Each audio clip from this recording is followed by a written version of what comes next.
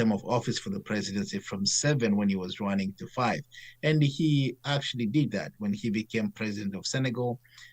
He came in and reduced the number of years from 7 to 5 years for a presidential term.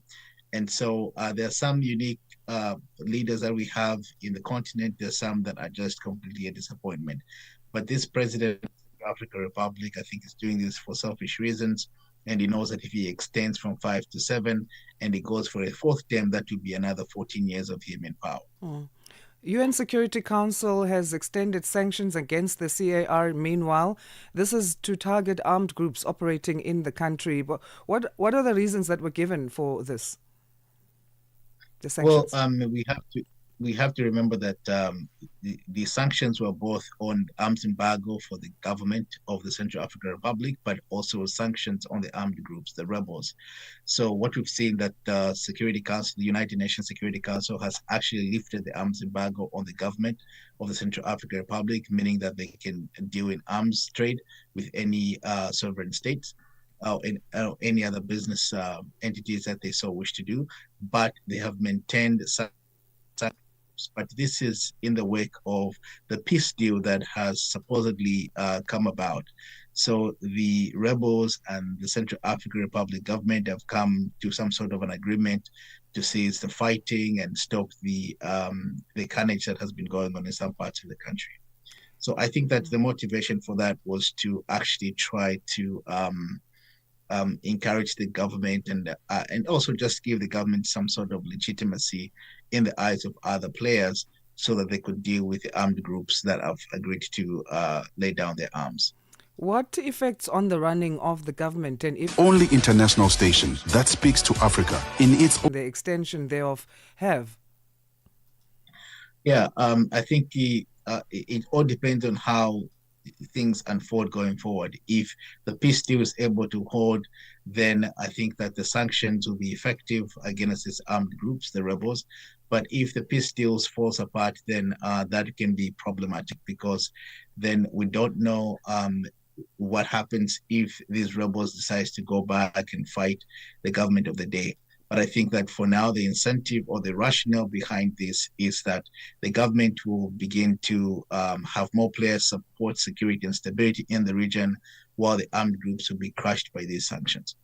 Okay, let's move to Angola now, where there's been a rise in fuel prices and these have sparked unrest. What transpired during these protests in Luanda? If you remember, Asanda, we talked about this briefly when the protests started in the capital city of Angola. And by and large, this protest started out as peaceful protests. This was just a reaction of taxi and minibus, combi drivers, and people to the fuel hikes. The government raised the fuel prices from about 33 cents to about 43 cents per liter of fuel. And of course, as we know, when fuel prices goes up, it affects the commodity prices of other goods and also affects the bus fares and the mode of transportation for people.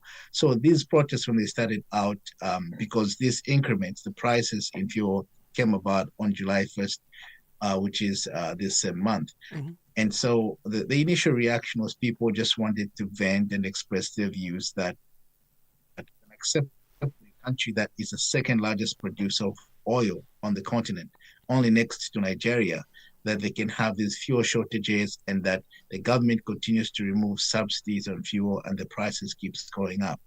But then they were met with force from the police. The government reacted in a way that they pushed back on these protesters. So for a moment, they thought that they had crushed down these protesters. But then as weeks went by, we've seen more people go out on the streets. Now there's been looting that's been reported. Shops have been broken into, vehicles damaged, and also about a number of people have been arrested and a few people have lost their lives now, unfortunately. Oh, right. I was going to ask that if there's any loss of life or arrests or injuries. But is this not an international problem?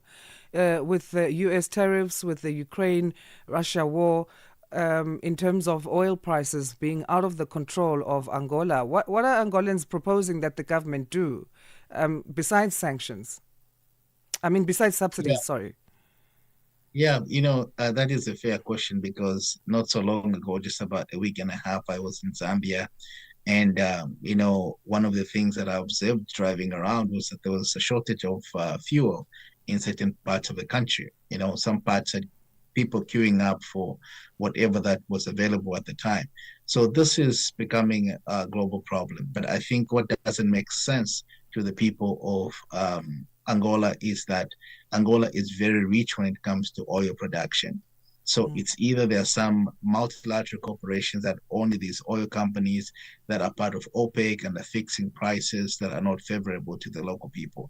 I think that is where the anger is. And the Mm. government should pay attention to what the people are saying, what the real issues are, and be able to address them. I think you can't have a government that runs on subsidies in perpetuity, but there has to be a plan that phases out these subsidies and be able to accommodate to people's needs in one way or the other. Right. Let's go to the Democratic Republic of Congo now. Reports are that 40 people have been killed over there. What was the attack and what happened? So there's a terror group called the Alliance for Democratic Forces, ADF. This group actually emerged from Uganda in the 1990s, and this was a reactionary group to the reign of President Museveni. The basic argument with the government of Uganda was that the government of Uganda was not being fair to Muslim communities, and so they are some sort of Islamic grouping or rebels. Mm-hmm. And so successively, Yoweri Museveni and the military in Uganda expelled them from Uganda, and they went into the DR Congo. And as we know, they are actually up northeast of the DR Congo in the Ituri province. And they've been causing a lot of mayhem, and they're actually acting on behalf of the Islamic State, which is very unfortunate. If you remember the Islamic State, the Caliphate, the ISIS that was defeated in the Middle East, seems like it had spread its ideology to other parts of agents around the globe. And the ADF is one of those groups that picked up such kind of jihadist extremist views that they express. And so they've been terrorizing the Congo and also parts of Uganda. And both Uganda and the DR Congo have been working together to try and actually defeat this group. And let's go to Uganda and now, as they have rejected claims of economic motives in the eastern DRC. So the accusation is that Uganda is expanding its military presence in the Democratic Republic of Congo, and they're profiting from illegal mineral trade. What do we know about accusations of Uganda having indirect ties to the M23 rebels as well? Because that's also come up in terms of this UN report as another point. Yeah, well, Uganda is acting the same way that Rwanda has been acting over the issue of the Eastern DR Congo and M23 rebels. Rwanda and Uganda both have been implicated in this situation, and they've both tried to distance themselves from these allegations. But the truth of the matter is that, especially for Rwanda, we have seen Rwandanese forces, inside the eastern part of the DR Congo and actually aiding and abetting M23 rebels. And Uganda has been doing that in a very subtle way, and this is why they try to dismiss these allegations. But both Uganda and Rwanda have much to benefit from the mineral-rich eastern part of the DR Congo. And the reason for that is because that is a region that everyone wants to lay their hands on. Everyone wants a piece of cake from that region. And because of that, there's so much instability, and they sponsor that and as people fight, as the rebels and the government fight, they go in the same region in different forms and shapes and be able to extract these minerals and take them to the international market. And then, on the other hand, Ugandan and South Sudanese troops have clashed at their border. This has resulted in 4 people being killed. What happened there? So there's this dispute about the border between Uganda and South Sudan. Interestingly, this is something that is unthinkable because if you look at the government of South Sudan, of Salva Kiir, this is a government that has been supported by President Museveni of Uganda. They've been given arms, and they've fought in a civil war between Salva Kiir and his rival Riek Machar.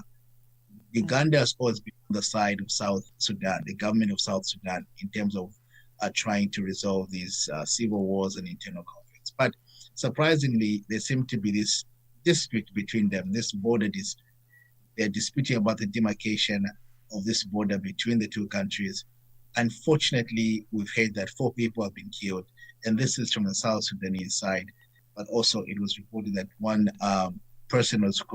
military personnel was killed from the Ugandan side. And both parties want to downplay this, but it seems to be a real problem at the border.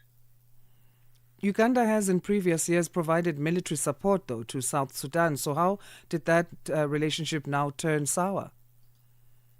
Yeah, and that is what I was saying. It's unthinkable that the two sides, President Museveni and Salva Kiir, have been friends. They've worked together. President Museveni has actually supported Salva Kiir to hold on to power in South Sudan. You know, there was a time when Salva Kiir was almost losing grip of power because of Riek Machar and his, dissenting group. But Salva Kiir survived that because Museveni provided arms and gave them weapons and even soldiers to go and help to quench this civil war that was raging in South Sudan. So we don't really know what went wrong between the two of them. But they seem to be, like I said, both sides, both countries seem to be downplaying this. In fact, they're talking about how they have a joint border demarcation committee that is working to resolve these issues. This seems to be just a misunderstanding according to both sides. But I think that where 4 people have died on the side of South Sudan and 1 person on the side of Uganda doesn't seem to be like a small issue. Well, we'll leave it there for today, Aaron. We always appreciate your insights. You have a great rest of your day. Thank you very much. Thank you for having me, Asanda. Our pleasure. Aaron Ngambi is a geopolitical analyst, and he gives us our Central Africa wrap. And this is on Thursdays here on Channel Africa's Rise and Shine. It's time for news headlines. Here's Onele Nzinzi. SABC News. Headlines. The African Perspective. Thank you, Asanda.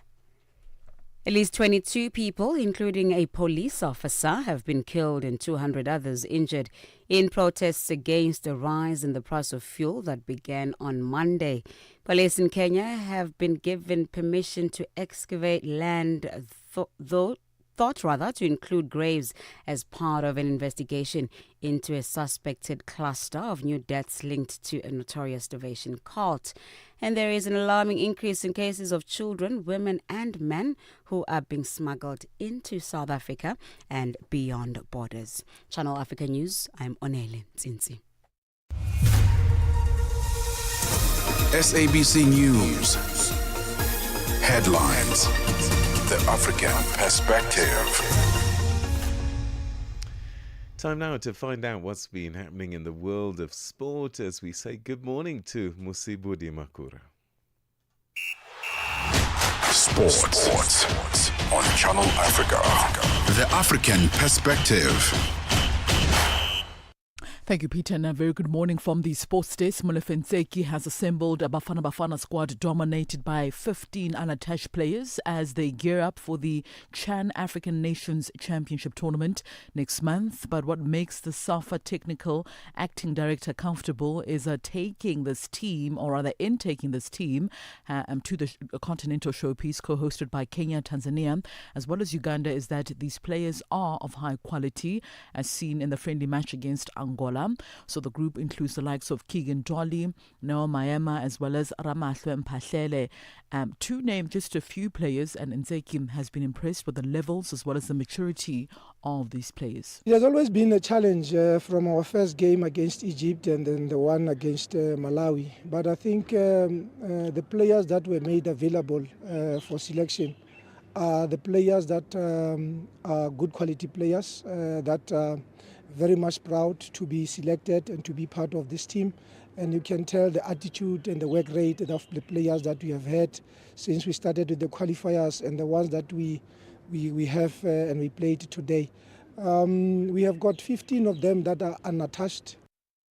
Now, Bafana will depart for Uganda on Sunday and play their opening match of the tournament against Algeria next week, Friday. That's before facing the host Guinea Conakry, facing the host nation, that is, of course, Uganda. Then they have to face off with Guinea, Conakry, as well as Niger to complete the group stages, with Nseki also stressing the importance of game management. I think it will be more of each session, each game at a time, because we were talking about tactical flexibility and also how do you manage your physical attributes when you go into a tournament like this, because a tournament football is different from playing in a league, because every game you play is a cup final. So the most important thing is how you manage yourself in the first 15 minutes of the game, how do you manage the opponents, how do you control the game, and if ever the game has to go into an added time, the concentration levels will always come into place. But I think, like I said, the quality that we have, the experience that we have here,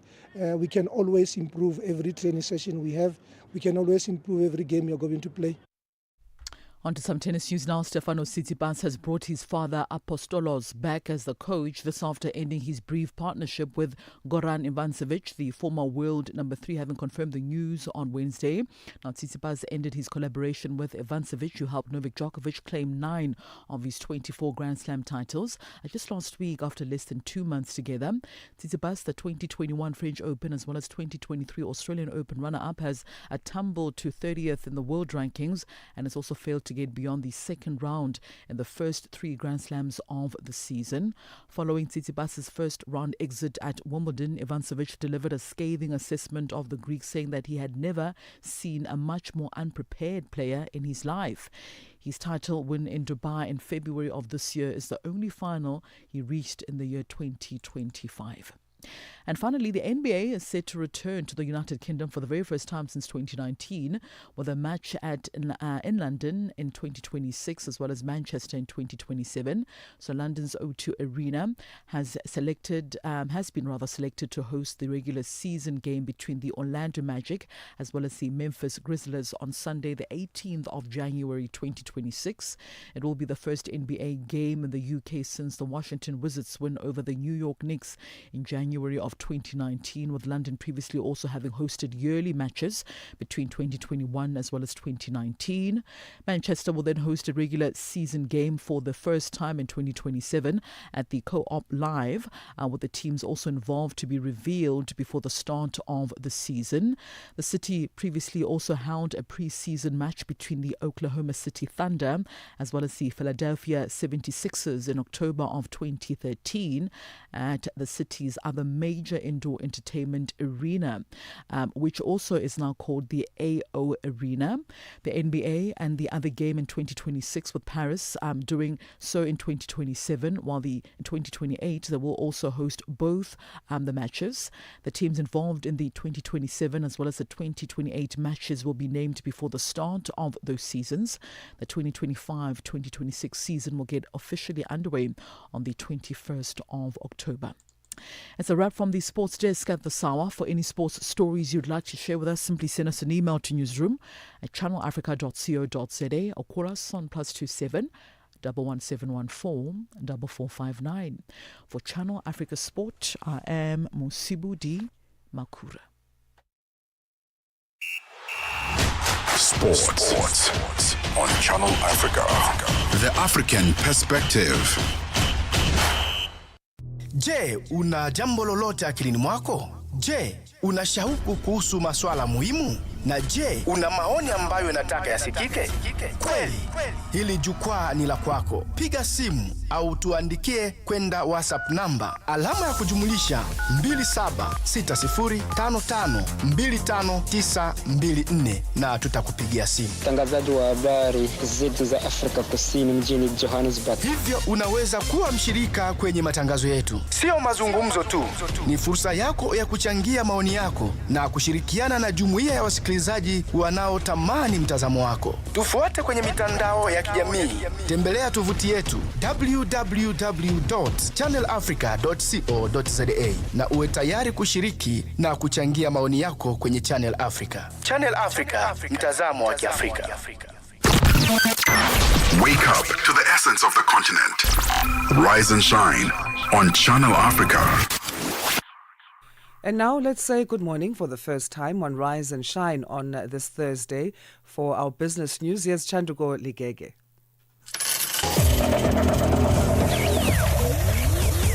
Business news on Channel Africa. The African perspective. Thank you, Asanda. Good morning. Tanzania has barred foreign nationals from owning and operating mainly small-scale businesses, sparking concern and a backlash from neighboring Kenya. The new directive prohibits them from 15 sectors, including mobile money transfers, tour guiding, small-scale mining, on-farm crop buying, beauty salons, curio shops, and establishing radio and TV operations. Trade Minister Selemani Jafo explained that foreigners had increasingly become involved in the informal sector and areas better filled by Tanzanians.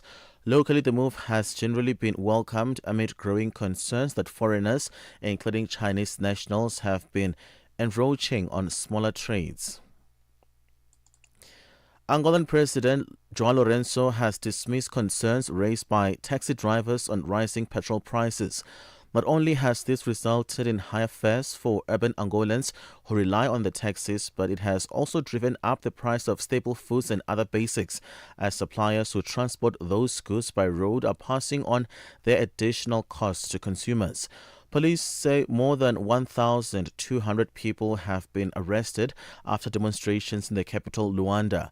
But President Lourenço says that protesters are using petrol prices as a pretext to undermine the government. In other news, Bank South Africa's latest data shows that South African salaries held steady in June following 3 months of moderation. The average nominal take-home pay was $965,000 in June 2025, a marginal decline of just 0.1% from $966,000 recorded in May. Despite this slight dip, salaries remain significantly higher than the previous year, when the average was $15,514,000. However, independent economist Elise Kruger cautions that while salary earners are in somewhat better position, the broader economic outlook is still concerning. Month of June, after having moderated for 3 consecutive months. While salary earners are in a somewhat better space in the first half of 2025, the economic environment has deteriorated in recent months, and especially the levels of uncertainty in the economy has resulted in lower confidence and also a pause on investment decisions. This will be negative for economic activity in the second half of the year, and there's really a concern that it could have a negative impact on both employment and on earnings potential in the second half of the year. Workers at South Africa's National Student Financial Aid Scheme NSFAS embarked on their first picket in Cape Town as it gears up for a possible full-scale strike. Protesting outside their offices, the workers said they are suffering under incompetent management. The government entity has been plagued by financial and governance challenges for years. The branch chairperson of NEHAO, Linda Mqekwa, explains what their grievances are. Such as the system's dysfunctionalities at NSFAS, which at large is impacting on the disbursement of allowances to students, the lack of policies for the many years before. We've been trying to management to say NSFAS is currently using outdated policies, lack of business processes, the maladministration of the scheme. You would recall that even last year, NSFAS was under the administration as a result of the board's failure to perform the oversight and the incompetency of most of the executives of the scheme. The U.S. economic growth rebounded more than expected in the second quarter, but that grossly overstated the economy's health as subsiding imports accounted for the bulk of the improvement and domestic demand increased moderately. Gross domestic products increased at 3.0% annualized rate last quarter. The economy contracted at a 0.5% pace in the January-March quarter, the first GDP decline in 3 years. $1 in Nigeria is trading at 1,000 naira 530, Botswana 13 pula 32, Kenya the dollar is at 128 shilling 53, Zambia 22 kwacha 95. BRICS countries $1 in Brazil is trading at 5 real 58, Russia 81 rupees 25, India 87 rupee 43, China 7 yuan 18, South Africa 17 rand 91 cents. $1 is 75 pence to the British pound and 87 to the euro. Commodities: gold is at $3,295, platinum at $1,329 per ounce. The price of Brent crude oil $73.12 a barrel. That is all for now. For any business stories you'd like to share with us, please send us an email to newsroom@channelafrica.co.za, or you can call us on +27 11 714 4459. For Channel Africa Business, I am Chanduko Ligege.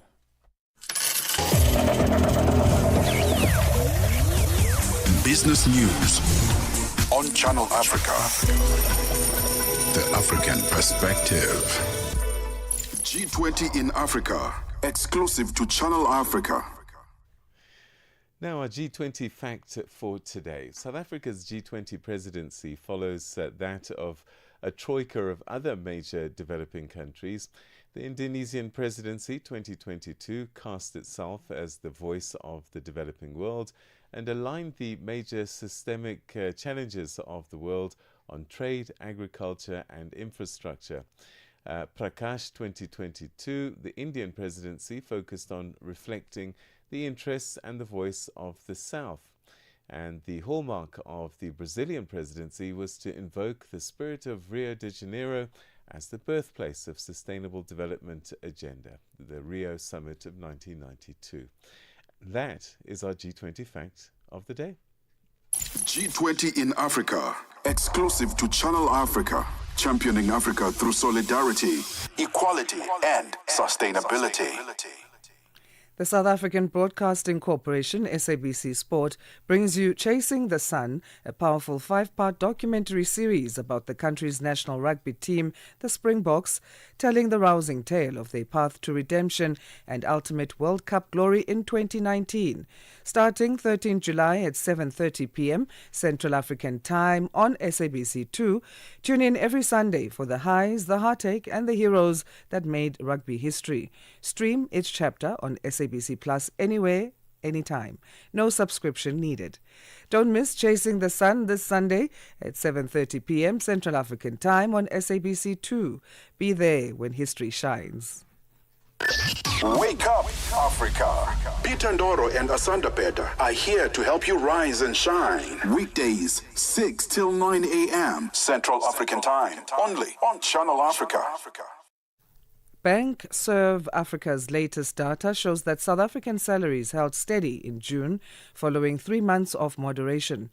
The average nominal take-home pay was 17,310 rand in June 2025, a marginal decline of just 0.1% from the 17,325 rand recorded in May.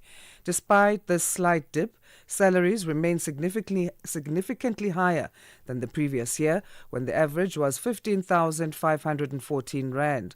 However, independent economist Elise Kruger cautions that while salary earners are in a somewhat better position, the broader economic outlook is concerning. Notando Magudulela reports. Take-home pay, tracked by Bank Serve Africa, found that external factors weighed on future earnings and unemployment levels. It says, while the first 6 months of the index data signal that the year 2025 will on average be a good salary year, the recent 3 months saw a dip in take-home pay. Real take-home pay, adjusted for inflation, moderated marginally by 0.2% month-on-month to 14,804 rand in June, compared to 14,827 rand in May, but still notably up on levels a year ago. Independent economist Elise Kruger. Bank South Africa's take-home pay index flattened in the month of June after having moderated for 3 consecutive months.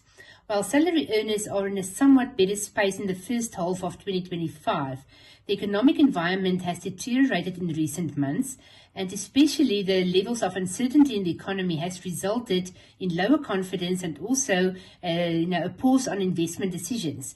This will be negative for economic activity in the second half of the year, and there's really a concern that it could have a negative impact on both employment and on earnings potential in the second half of the year.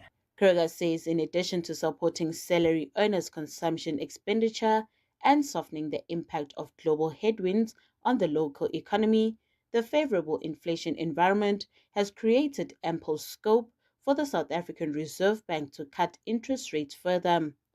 Notando Makutulela in Johannesburg. Wake up to the essence of the continent. Rise and shine on Channel Africa. Right, let's take a look at this now. Across Africa, agriculture is evolving fast, and that's from isolated production to integrated high-performing value chains. And these structured systems are not only improving how crops are grown and sold, but also transforming how they're financed. Banks and financiers are moving away from lending to individual farmers in silos and instead backing entire ecosystems where farmers, processors, traders and off-takers are aligned. And this shift is also helping the sector prepare for climate shocks and attract long-term investment. Well, to help us understand what this means on the ground and at the boardroom, we're joined by Louis van Ravenstein, who's the head of agribusiness at Standard Bank. Thanks very much indeed for joining us, and welcome to the program. Good morning, Peter, and thank you for the invitation, and good speaking to your listeners. This sounds fascinating, but let's start with understanding what value chain-based agricultural financing actually means and how different it is from the traditional farm loans. Thank you, Peter. Yeah, in most of our African countries, we don't have as security available for the small-scale farmers. And what we do is we focus on commodities and key value chains where these are secured by off-takers. These are strong corporate and commercial anchors, and we can then support these off-takers. Many times they're aggregators, bringing all the stock together from small-scale farmers to processors, and they have got well-designed systems into those small-scale farmers, which is support them by agronomists, field agents, etc. And as we prefer these strong anchor-based finance models where the bank can partner with multiple players across this value chain, and then we can support and we can ensure there's the right outcome. So it's through the value chain from farm to aggregators to processors to the final anchor, who's very close to the market, he's close to the consumer, and they understand those consumer trends. So we have to work from the final off-taker and anchor-based institution backwards into the small-scale farmers. That brings in much better risk mitigation for us. So why is it no longer viable to finance farmers in isolation? How does trying to finance the entire value chain reduce that risk? Yeah, if you look at these value chains and these we call them cooperatives and SACCO groups. They work with 100 farmers, sometimes 1,000 farmers, sometimes 10,000 farmers. They've got this relationship. The farmers are the members in these cooperatives and these SACCOs across the continent. They've got a loyalty towards these SACCOs and co-ops, who's mainly the aggregators. The SACCOs and the cooperatives will make sure they provide input to these small-scale farmers, which could be seed and fertilizer.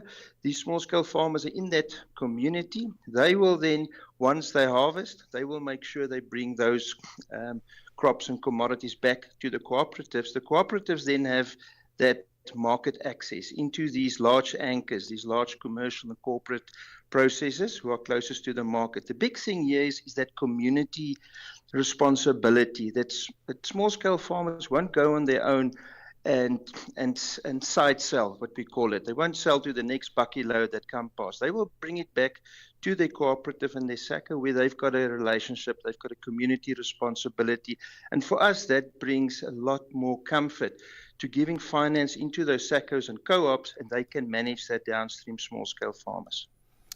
So climate change is a critical concern now. How is agri-financing adapting to deal with extreme weather events and longer-term environmental uncertainty? And that's probably the biggest challenge currently in agriculture, not just probably in Africa, but I think across the world. We see weather events to be more erratic and more often. The storms, the floods, the droughts has always been there, but it's just more erratic. So how do we make the farmer and that whole value chain more resilient against these shocks? And what we do as financial institutions is we support our farmers through various, we call it smart agriculture, climate smart agriculture financing models, where we support, for example, smart energy, which could be solar, hydro, biogas capabilities. We talk about smart water. How do we help them manage their water better? That could be drip irrigation. It could be through greenhouses. It could be through helping them to store their water better or recycle water. Could be smart equipment. These days, technology and innovation is much better. You can do a lot more with technology. You can increase your yield. So how do we support through the smart equipment, which is more fuel efficient and more productive? And then lastly, it's smart practices. How do we support these farmers to become more, use regenerative agriculture, agroforestry? And if you put those four together, we will have a much better sustainable food system. Is there a danger, though, that these structured finance models can leave out the most vulnerable?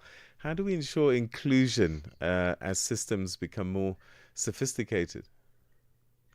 Yeah, like I said, when you work into these ecosystems, these value chains, and you work along with the cooperatives, the SACCOs, and those aggregators, they've got a network, a well-designed network into this small-scale farmer outgrower.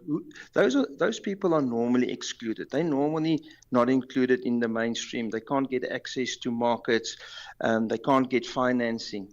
And remember, those outgrower schemes and those cooperatives, they don't have any color or demographics or age or male or female. They look at who is producing. So everybody is included. So I do believe through these systems, you don't exclude anybody and you can capture everybody. You can give everybody good prices for the input, and you can give them good prices for their harvest at the end of the day. So market access becomes more available to everybody. Louis, we're going to have to leave it there. Thanks so much indeed for taking us through these fascinating developments in terms of financing agriculture on our continent. Thanks for your time. It's a pleasure. Thank you so much. Cheers. Bye. Thank you. That's Louis van Ravenstein, who's the head of agribusiness at the Standard Bank Group. New day, new stories. Start your morning right with Rise and Shine on Channel Africa.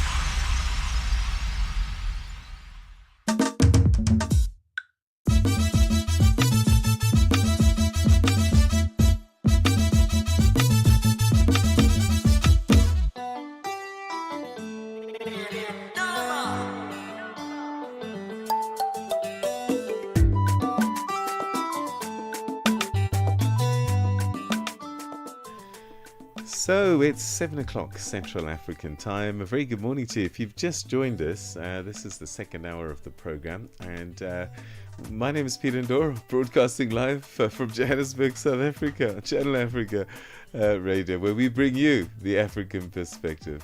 My name is Asanda, Beda. Very good morning to you, and thank you for staying with us. In this next hour, it's Rheumatic Fever Week, so we look at this annual campaign that raises awareness about acute rheumatic fever, or ARF, and then we go to the DRC, where Doctors Without Borders are sounding the alarm on the incident of sexual violence rising there, having recorded cases from the period of January to April. So those stories and more coming up in this hour. Let's start with our news though. Here's Onele Nsinzi, and then Musibudi Makura will follow with sports headlines.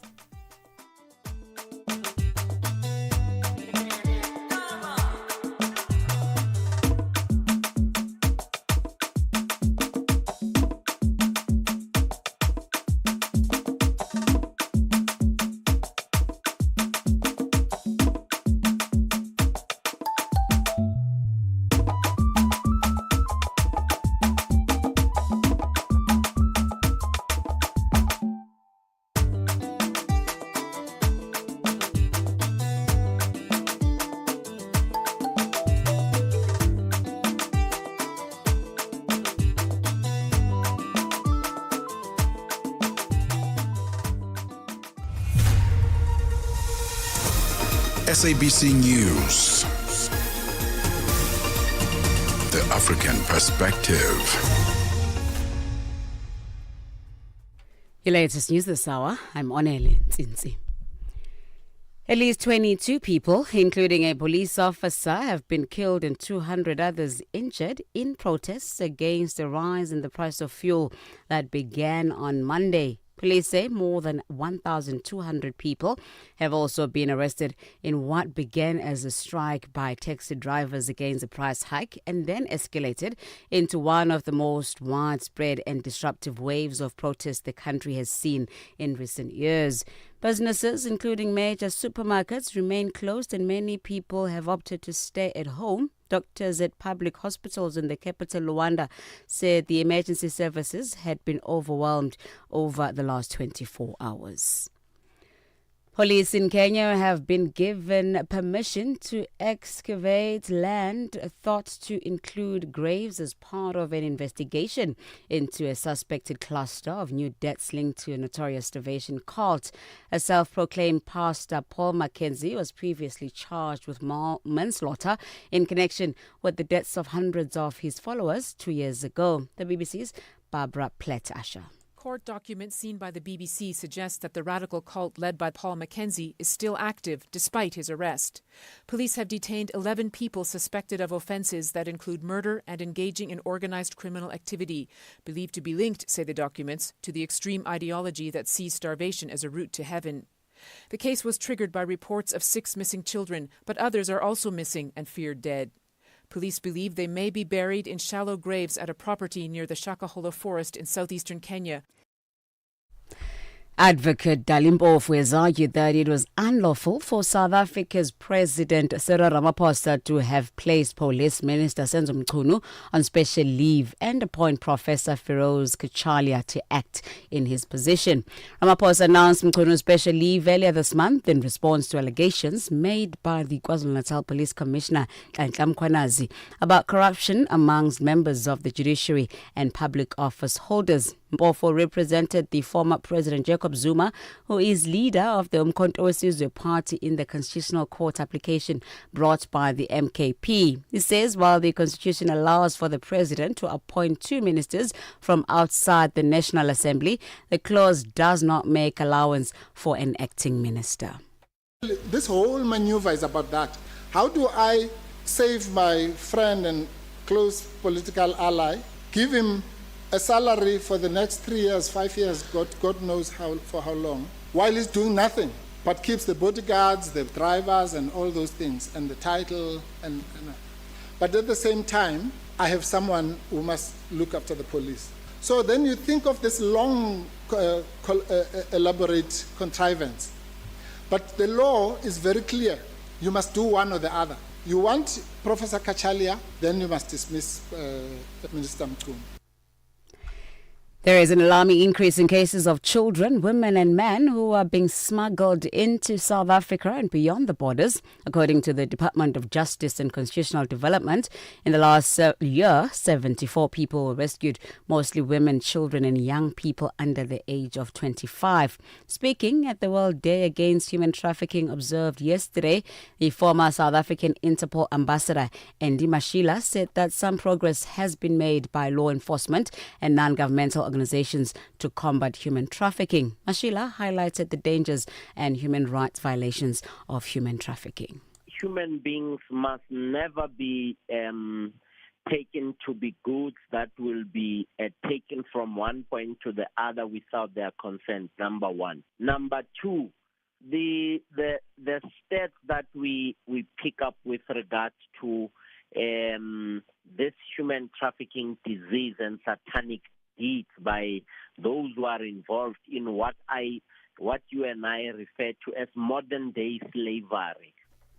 Lastly, as international concerns grow about a developing famine in Gaza, U.S. President Donald Trump's special envoy is expected to fly to Israel for talks today. A U.S. official says Steve Witkoff will meet the Israeli Prime Minister Benjamin Netanyahu for discussions on how to get more aid to civilians in Gaza and efforts to revive stalled ceasefire talks. The UN Chief's deputy spokesperson, Farhan Haq, says pauses in fighting implemented by Israel in recent days are no substitute for a substantial internationally backed aid effort.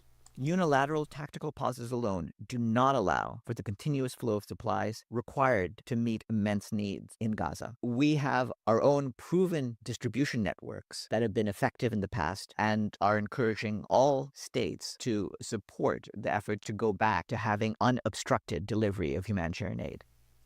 For any news stories you'd like to share with us, please send us an email to newsroom@channelafrica.co.za or call us at +27 11 714 4459. Channel Africa News, I'm Onele Nzinzi.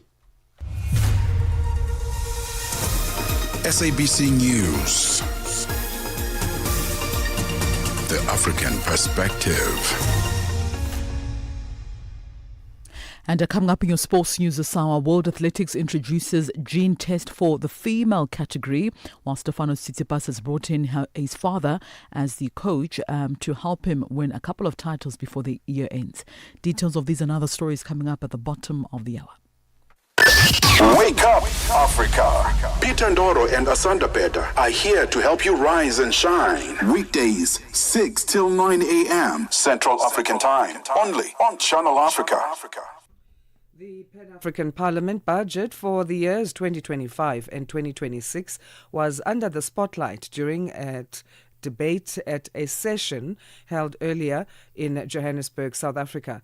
The Committee on Monetary and Financial Affairs broke down how the institution spends the African Union or AU budget. The parliament received $650,000 in budget allocation from the African Union Executive Council. The debate heard that while the approved allocation falls short of addressing all of PAP's financial needs, it marks a significant shift in AU sentiment toward the role and relevance of the Continental Legislature. Newly sworn-in Ghanaian Member of Parliament Frank Amno Dompra says the report on the budget was impressive. The report on the budget was largely good. It's impressive. But I felt that as a parliament, we have taken a proud decision in terms of the areas of importance and significance to us. So in my estimation, I believe that in our presentation, especially when it comes to budgeting, we should be given a full awareness of the key areas of importance. And then eventually we can put into proper context and find out to what extent are we succeeding in the adoption and complying with the proud decision taking. That's the first one, on the budget. Then I also felt that now I'm aware I have a strong area in the area of environment. So the European Union is coming out with a legislation where attention will be given to developing countries, particularly Africa, where they will look at the carbon trade concept, where we can harvest millions of dollars just by going to the necessary protocol and planting trees, which will offset carbon emission from other industrialized countries. The European Union, I know about that. I also know about the UAE. Interestingly, I also doing it, and I feel that I know a number of countries. Ghana is an example. For instance, we have an exchange program with Switzerland. And with last month, for instance, a private developer, in terms of these matters, received over $1.6 million, and there are many more of such interventions across the continent. I feel that it should be one of the front burner issues that we should take up, and as a matter of getting innovative in terms of source of funding in funding our project, because there will be not enough. There will always not be enough funds, and I think that's an area we can look at in terms of the budgeting. Then on the model law on factoring, I think is also impressive. I doff my cap to the presidency, but it should be done in context. We don't need to rehash or reinvent the wheel. There are models across the world. We need to find the one that is good to our situation, then we can appropriate it. We've also passed the largest trade agreement, the Continental Free Trade Agreement area, apart from the WHO. And so we should know how we can bring in the variables in terms of finance, banking, and SMEs. These are very important. So a number of countries come August 1st will be affected by the US tariffs. Just in your view, how can they mitigate against these tariffs? Well, the world is evolving. I think right from the Second World War, where the globe went through a number of evolutions. We got the Marshall Plan from the multilateral bodies, the World Bank and the IMF. We came out with the Marshall Plan to how to build Europe. Now we are also witnessed the development of the BRICS, where a number of countries, China, obviously because they are a huge population, India, China, I'm aware of South Africa, a number of countries also gravitating towards the BRICS. To tell you that the vagaries of global politics is changing, and Africa cannot remain unconcerned. So we should also take our destiny in our hands. It cannot always be the case that we'll always be at the receiving end. So if America is pushing unfriendly measures, then we must also think on our feet and find our way out. And we are not being taxed to do anything extraordinary. The Fufu Bwanyis, the Kwame Nkrumahs, the Robert Mugabes, the respected Mandela and co., they set the tone in terms of the reasoning actions that Africa should resort to.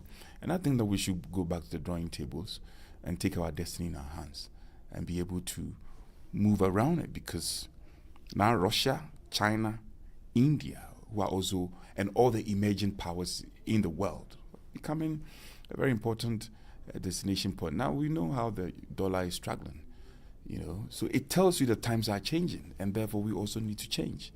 And I think that if we can relate more to the African Commission, then these views can be crystallized and adopted by member countries. So with the AFCT coming into effect, just what opportunities do you see for the continent? Well, it's most ironical.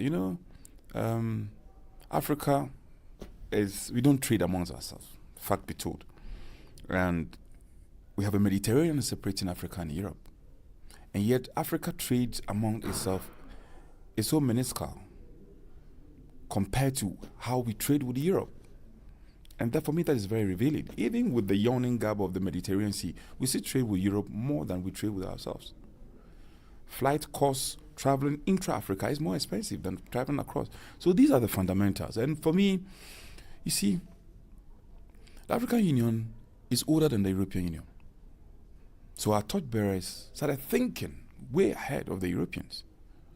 They formed the European Union recently. The African Union has always been around. So we need to get real. And I think that Africa, if we can get real and reduce the talk and get to act, the problem is not beyond us. I believe we can do it. And it's just, we are progressing, but it's very slow.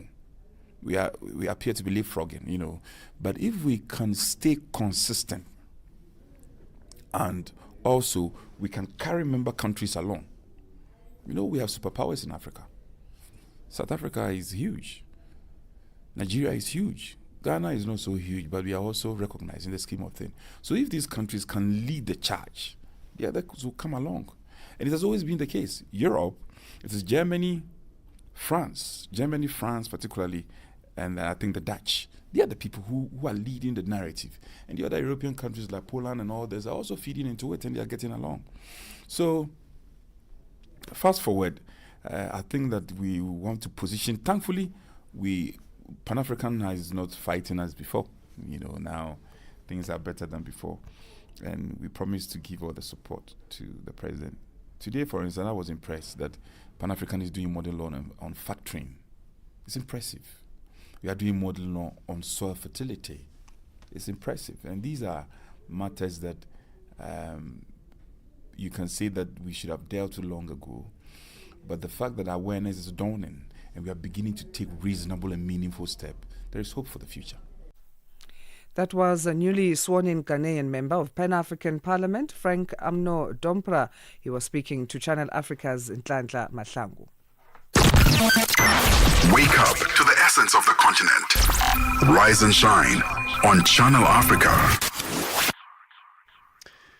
Now, amid rising global tensions and shifting alliances, the Consul General of China in Johannesburg, Mr. Pang Jiang-Weng, says that China and South Africa can play a key role in reshaping global economic governance.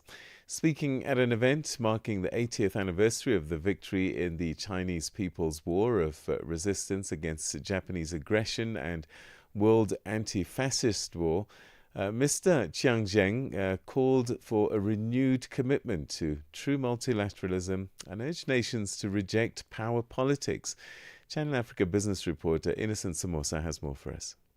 Defending international fairness and justice while opposing all forms of power politics and fascism.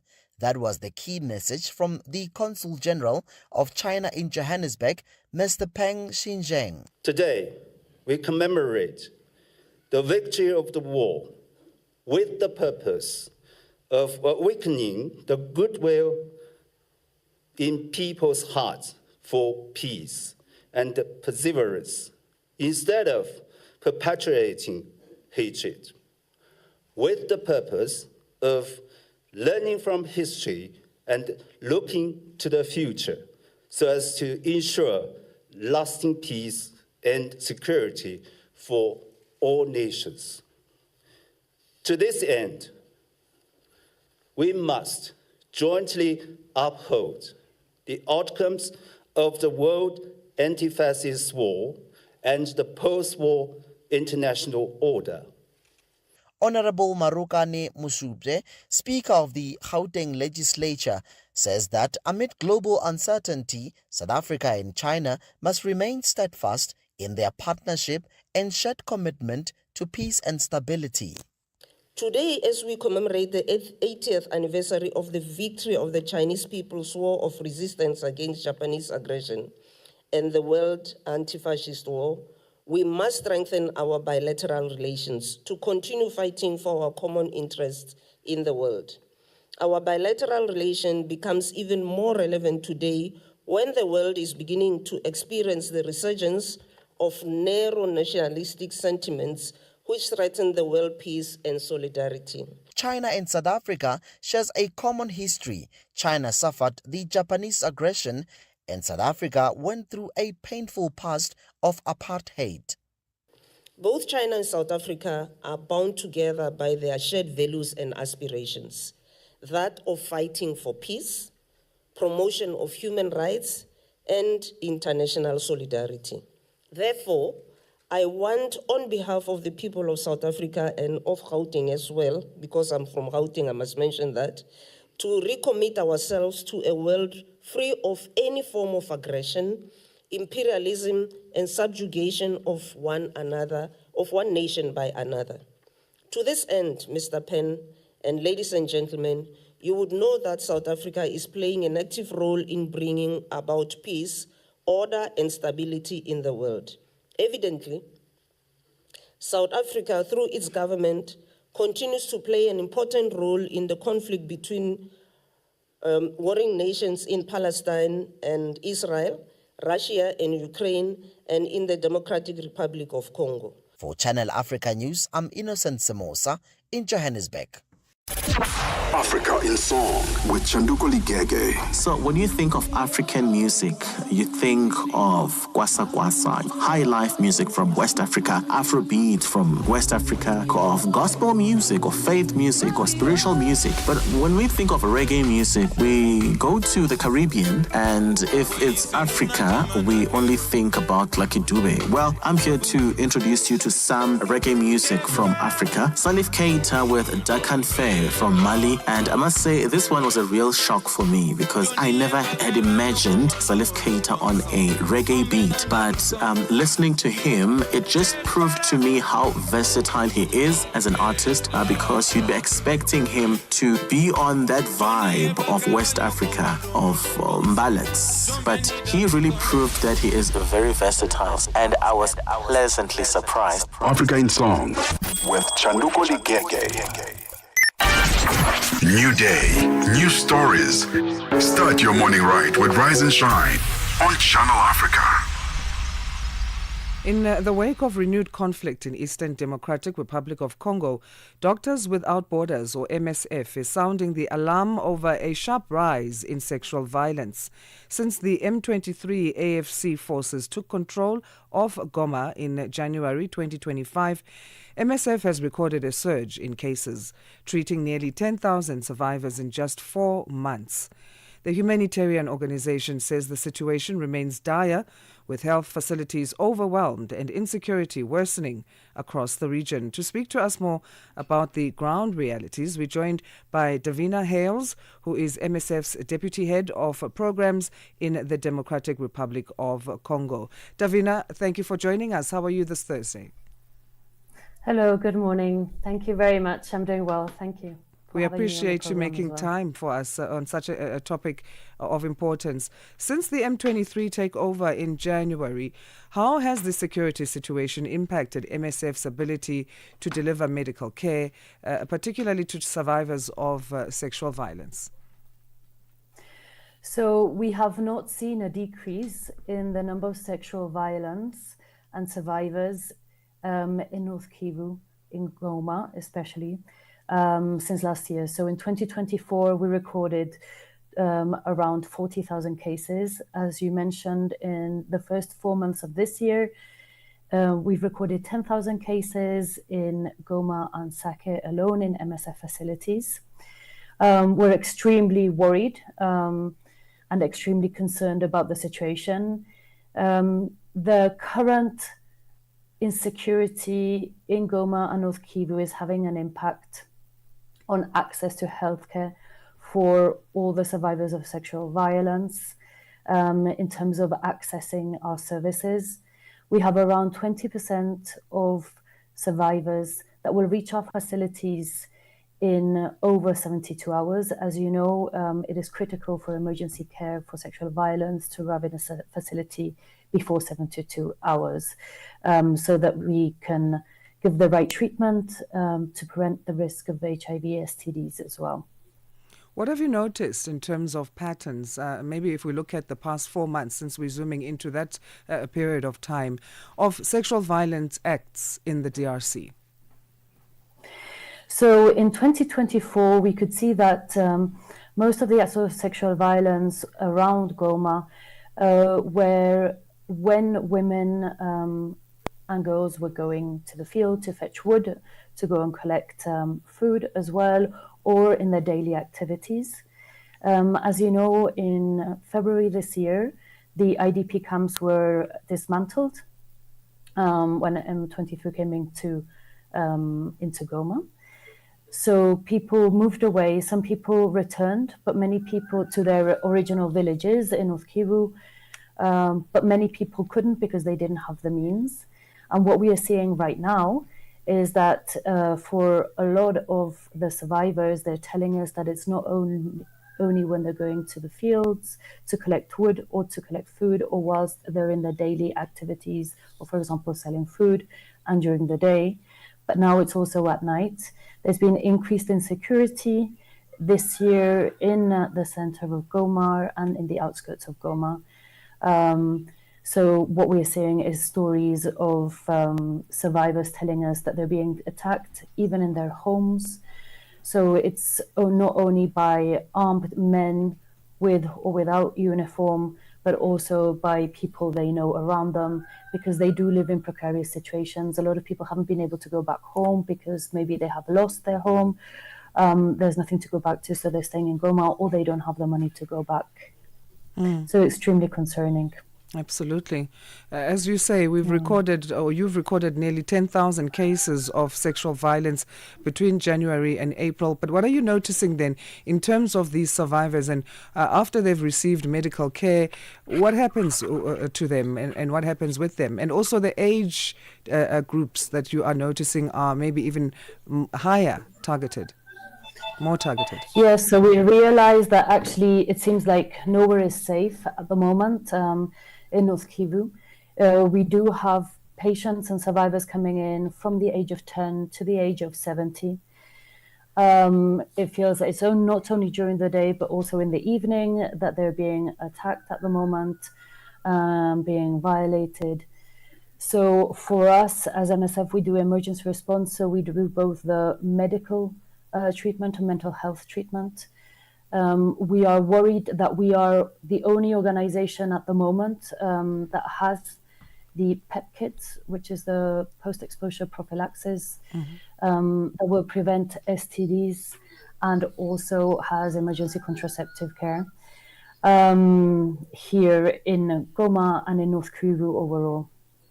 How are MSF teams coping with the overwhelming number of cases, and what additional resources are urgently needed on the ground? We imagine you are also traumatized. Yes, so at the moment what we can see is that with the aid cuts in the aid sector globally have had a massive impact in North Kivu. It has had a massive impact in terms of the number of organizations having the capacity to treat survivors of sexual violence.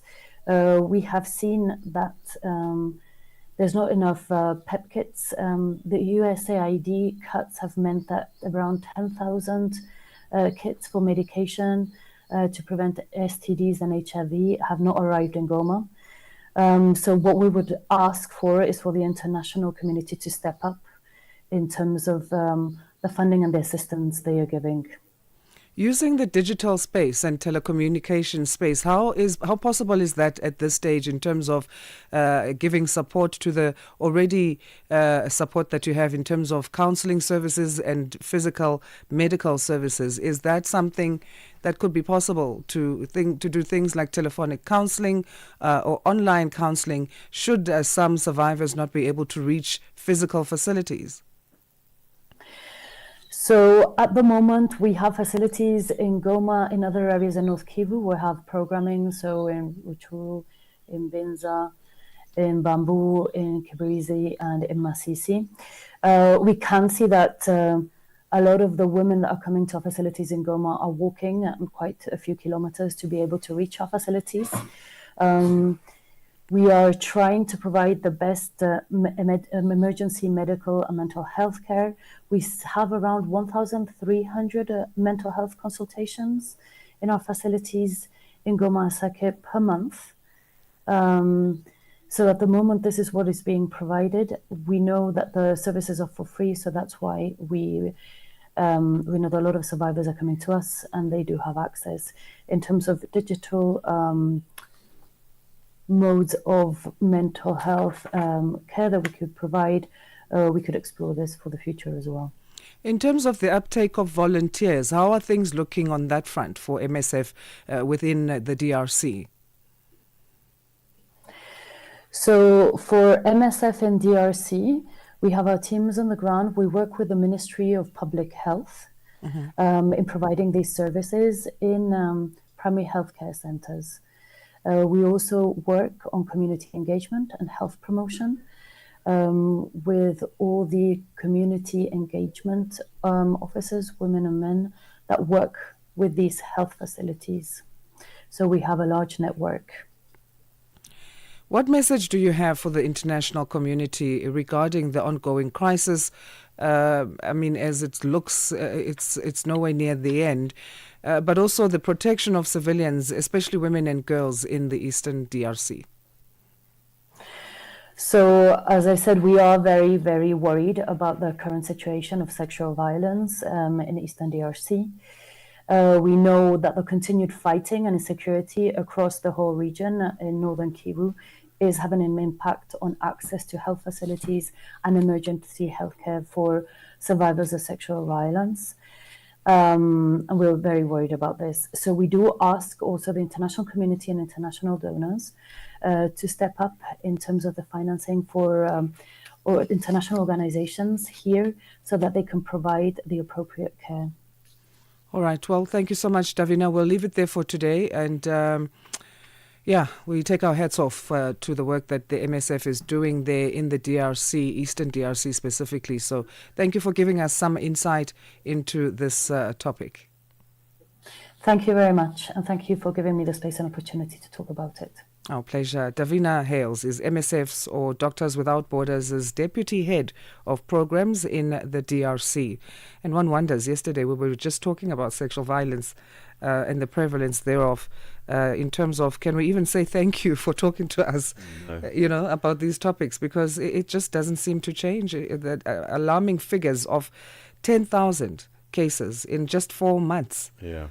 One wonders what needs to happen. These are the ones that are known and reported. So yes, you can add a few more thousand to these cases, sadly. And of course, over and above, as a result of armed conflict, there is sexual violence that already exists from people closest to the victims or survivors of abuse.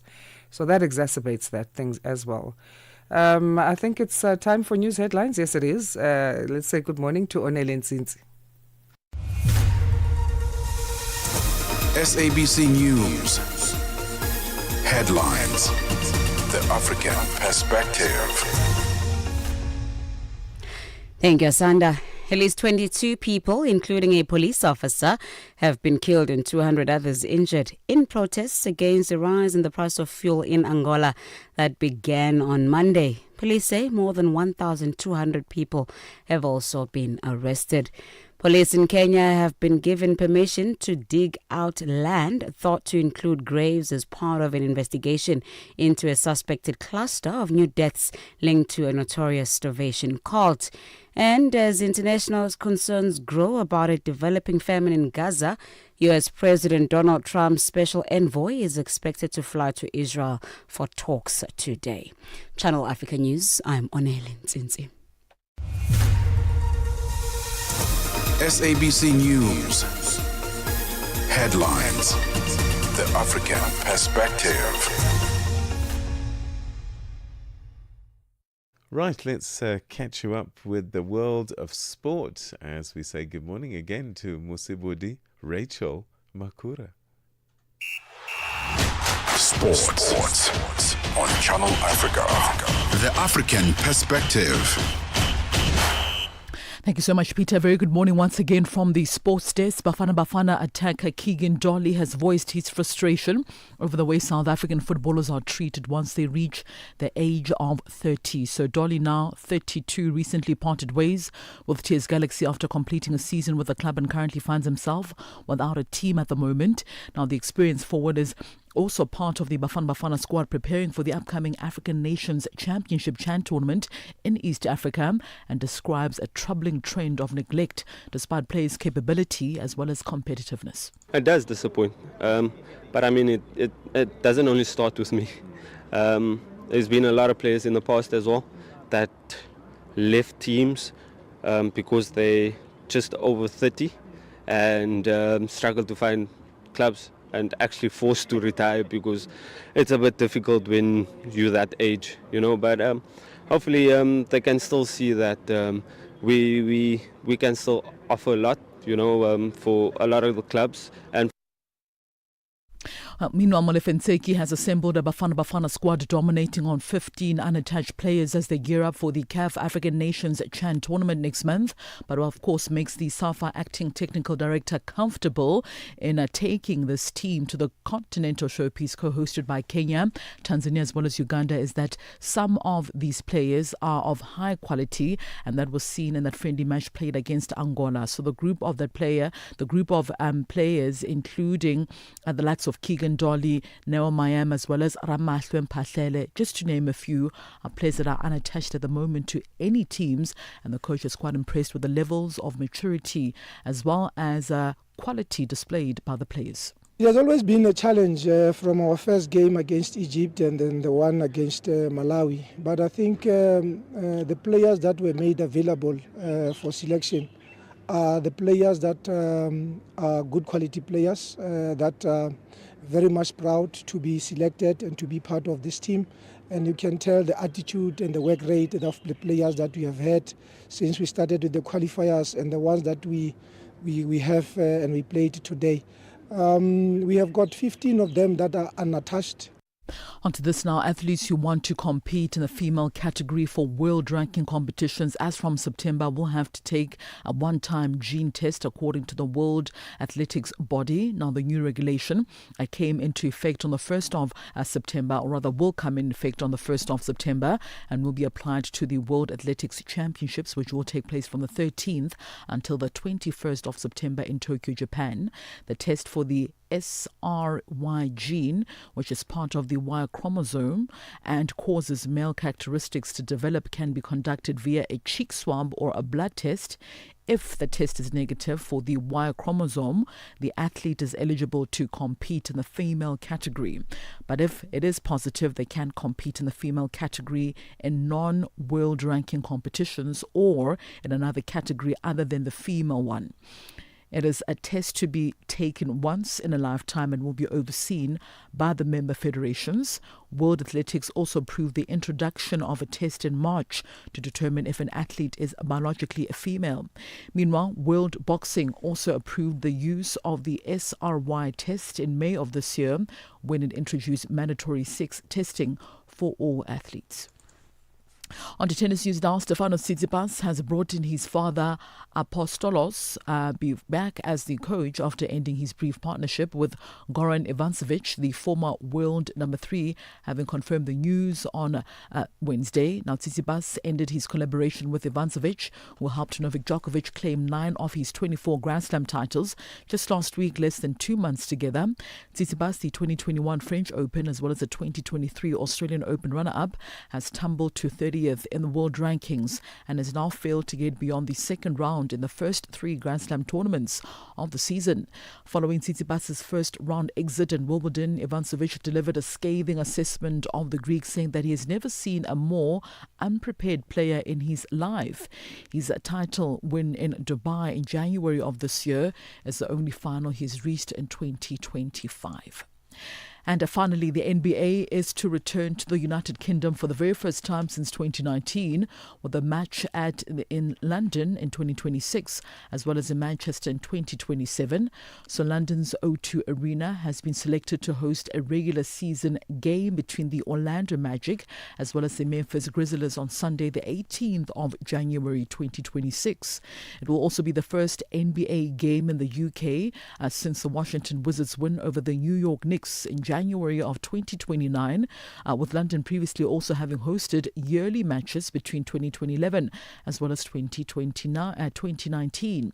So Manchester will then host a regular season game for the very first time in 2027 at the Co-op Live, with teams involved to be revealed before the start of the season. Now, the city previously held a pre-season match between the Oklahoma City Thunder as well as the Philadelphia 76ers in the October 2013 at the city's other major indoor entertainment venue, which is now called the AO Arena. So the NBA will also hold 2 games in Europe in each of 2026, 2027 as well as 2028.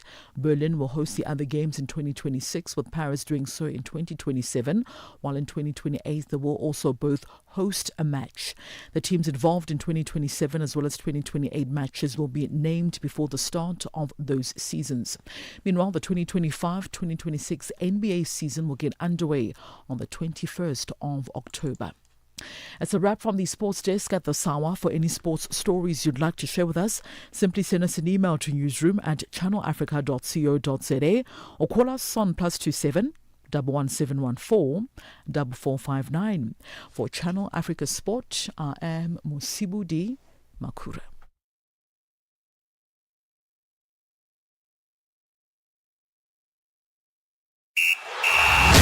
Sports on Channel Africa. The African perspective. Je, una jambo lolote akilini mwako? Je, una shauku kuhusu masuala muhimu? Na je, una maoni ambayo unataka yasikike?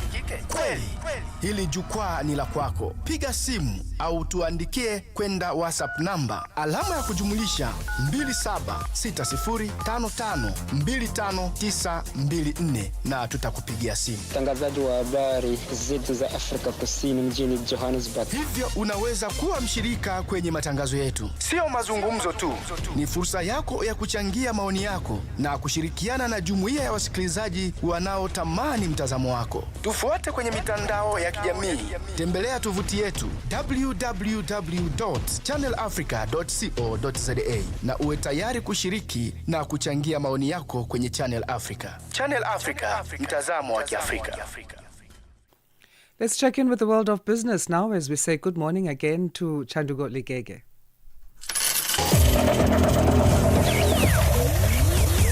Business news on Channel Africa. The African perspective. Thank you, Asanda. Good morning. Nurses in Nigeria's public hospitals began a 7-day warning strike yesterday, demanding improved remuneration, better working conditions and increased recruitment. This comes after a 2-week ultimatum to the government expired without resolution. The National Association of Nigeria Nurses and Midwives warned that if their demands are not met by next week, the union will embark on an indefinite strike, the first in over 2 decades. A meeting on Tuesday between the union and the government delegation led by Labour Minister Muhammad Dingyadi ended in a stalemate. The impasse underscores the growing rift between healthcare workers and the government, leaving patients vulnerable as hospitals brace for another disruptions. Angolan President João Lourenço has dismissed concerns raised by taxi drivers on rising petrol prices. Not only has this resulted in higher fares for urban Angolans who rely on the taxis, but it has also driven up the price of staple foods and other basics, as suppliers who transport those goods by road are passing on their additional costs to consumers.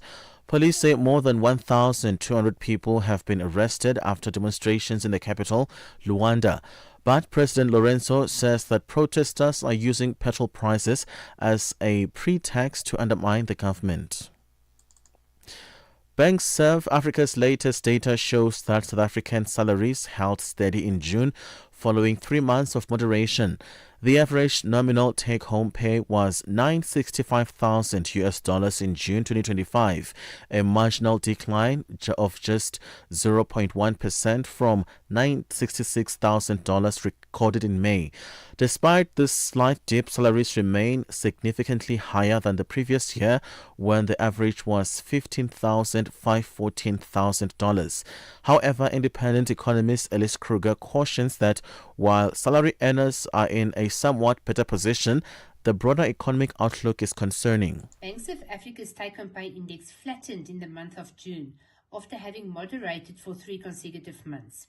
While salary earners are in a somewhat better space in the first half of 2025, the economic environment has deteriorated in recent months, and especially the levels of uncertainty in the economy has resulted in lower confidence and also a pause on investment decisions. This will be negative for economic activity in the second half of the year, and there's really a concern that it could have a negative impact on both employment and on earnings potential in the second half of the year.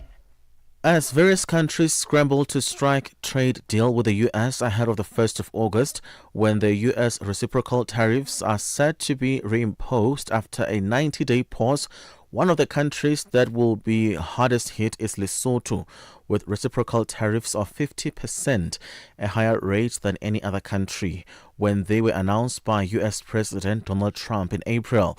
The Chief Executive Officer of Private Sector Foundation of Lesotho, Thabo Qesi, says the country's economic prospects beyond the 1st of August are precarious as the textile sector remains vulnerable, coupled with high unemployment rates and poverty. We don't see how we can cope with the 50% tariffs. There's no way we can expect the textile and apparel sector to continue to do the business with US with that rate.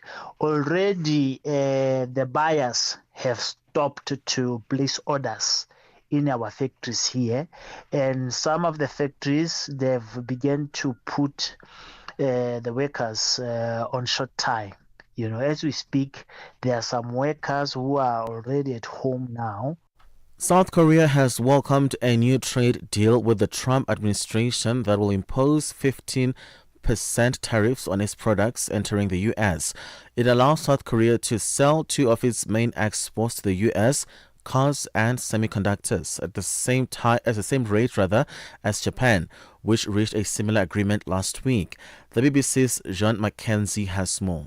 This is being seen this morning as a success for South Korea. There are some areas in which South Korea has really done quite well, chiefly that it hasn't had to compromise on its red lines. It didn't want to further open up its agricultural market, its rice and its beef markets. This is to protect its farming industry. And farmers had said they were going to protest if there was any movement on this whatsoever.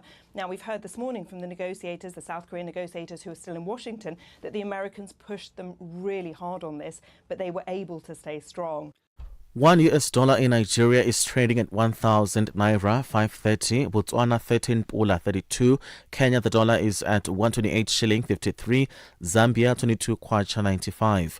BRICS countries, $1 in Brazil is at 5 real 58, Russia 81 rubles 25, India 87 rupee 43, China 71.18, South Africa 17 rand 91 cents. $1 is trading at 75 pence to the British pound, 87 to the euro. Commodities, gold is at $3,294, platinum at $1,332 per ounce. The price of Brent crude oil, $73.13 a barrel. That is all for now. For any business stories you'd like to share with us, please send us an email to newsroom@channelafrica.co.za, or you can call us on +27 11 714 4459. For Channel Africa Business, I am Chandruko Ligege.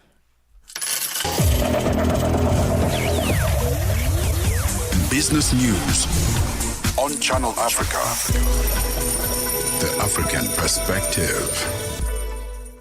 The South African Broadcasting Corporation, SABC Sport, brings you Chasing the Sun, a powerful 5-part documentary series about the country's national rugby team, the Springboks, telling the rousing tale of their path to redemption and ultimate World Cup glory in 2019. Starting 13 July at 7:30 p.m. Central African Time on SABC2, tune in every Sunday for the highs, the heartache and the heroes that made rugby history. Stream each chapter on SABC Plus anytime, anywhere, no subscription needed. Don't miss Chasing the Sun this Sunday at 7:30 p.m. Central African Time on SABC2. Be there when history shines. New day, new stories. Start your morning right with Rise and Shine on Channel Africa. Now, every year from the 1st to the 7th of August, South Africa joins the rest of the continent in observing Rheumatic Fever Week. That's a critical campaign aimed at raising awareness about acute rheumatic fever, or ARF, and it's a devastating progression to rheumatic heart disease, RHD, if left untreated. Now, these conditions disproportionately affect children and marginalized communities, especially in low and middle income countries.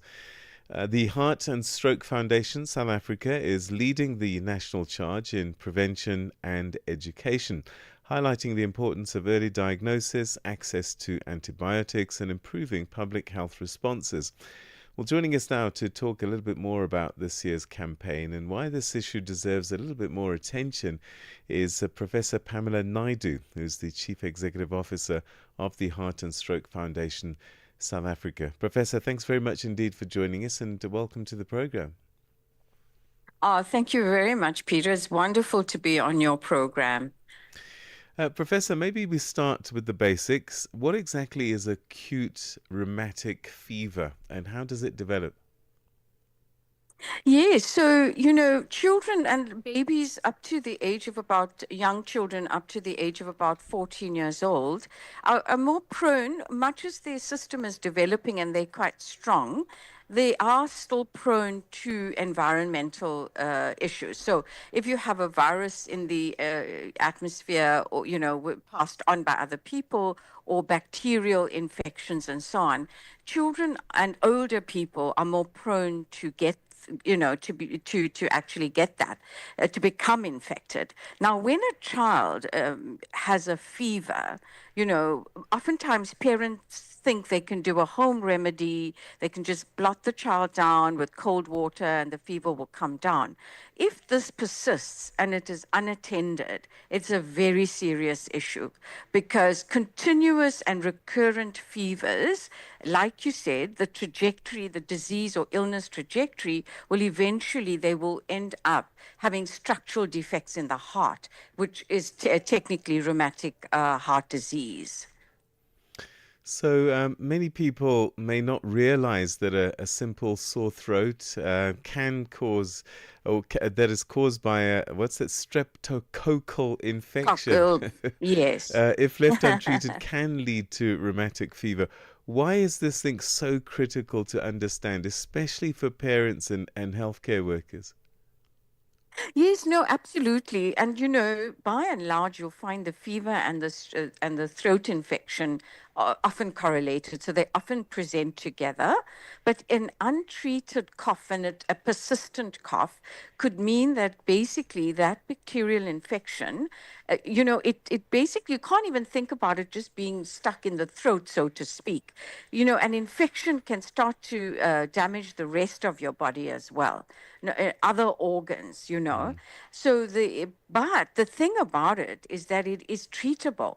You know, any infection is treatable with an antibiotic.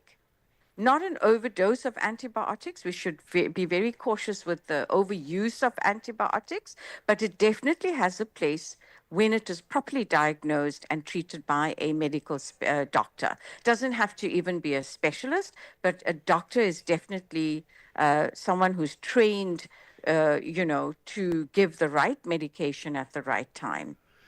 So we know that rheumatic fever can lead to rheumatic heart disease, which is, I believe, irreversible and can also be fatal.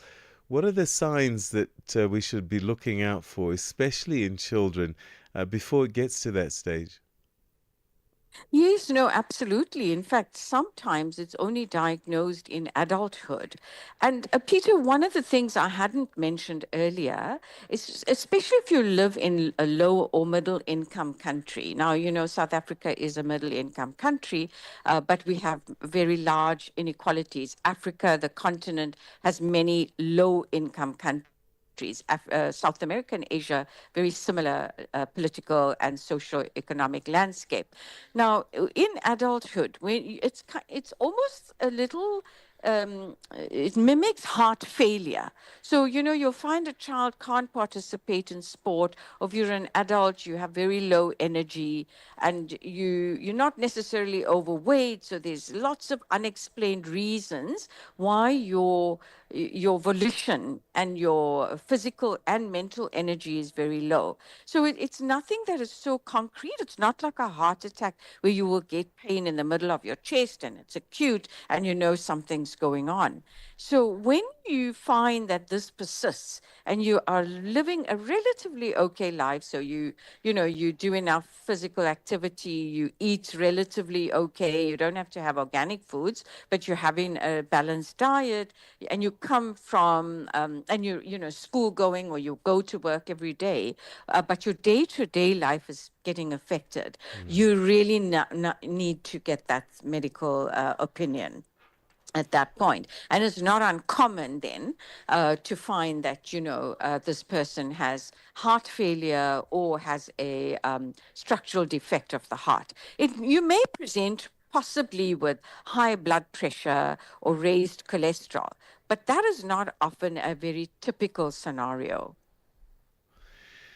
So why is it that lower income communities are disproportionately affected both in South Africa and abroad?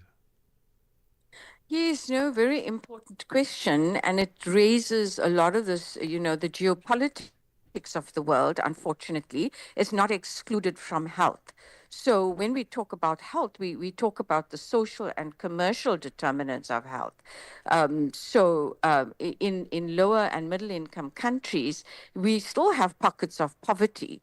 And so it's just very sad fact that when, in more poorer areas or areas where the governments don't really focus on infrastructure development, there's going to be poor sanitation, poor water supply, poor environmental conditions, and all this unhealthy and I would say, literally dirty conditions that has this infestation of bacteria, the more greater chance of likelihood of viruses spreading and so on, is going to really raise the risk for a rheumatic fever and ultimately rheumatic heart disease.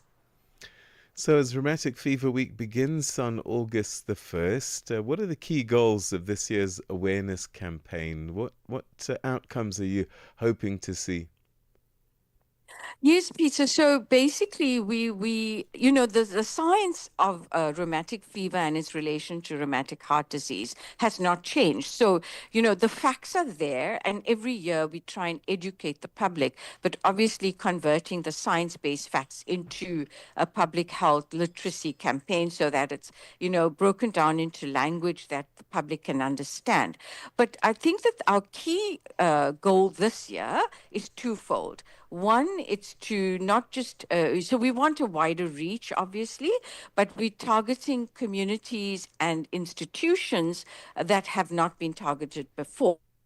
So greater reach to educators in the schools, a greater reach to the private sector, where there's many parents working in those organizations, particularly in like factory environments and so on, mining communities, etc. And yeah, so we really, and then of course the second fold part of that is also towards professionals. So not just in the healthcare professional space, because we assume doctors know everything, but they don't. And often, a general practitioner may be treating the same child or a clinic, for example, a nurse who runs a clinic, treating the same child over and over again for the fever and not suspecting for a moment that this could be quite a dangerous condition. So we really need that education to be far and wide, and each year we try and expand the reach even further. On the continent, we are also having, by the way, if you go on our website, which is www.heartfoundation.co.za, we are partnering with the African Heart Network, and we're going to be doing an African continent-wide webinar on the relationship between rheumatic fever, rheumatic heart disease, and what strategies we can use in Africa to reduce the burden of this condition. What kind of policy or health system changes would you like to see that might make a really big difference in terms of combating ARF and RHD in South Africa and across the continent, actually? Yes, no, that's a wonderful question. So our late great Nelson Mandela was one of the first presidents, well, Democrat, he was the first Democratic president, but he was one of the first people in this country. And I hope this gets mimicked across Africa, and that he gives free, he started free treatment for mothers and their babies and children.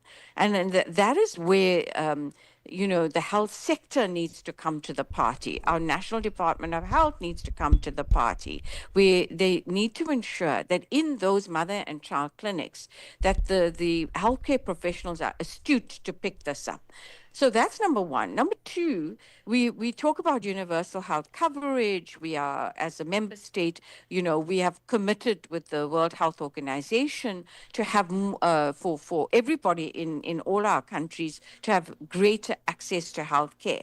And so that we have to have more of a commitment for. And then, of course, I think healthcare needs to be more affordable. So if there's not enough clinics in those environments, because in hard-to-reach communities, for example, in the Northern Cape province in South Africa, which has this wide spread of land, but very little facilities across the province, we need then the private sector to come to the party. So the private-public partnerships must never be underestimated in trying to have more resources to bring down and eradicate. Now, one last thing, Peter, from my side, it's not just about diagnosing.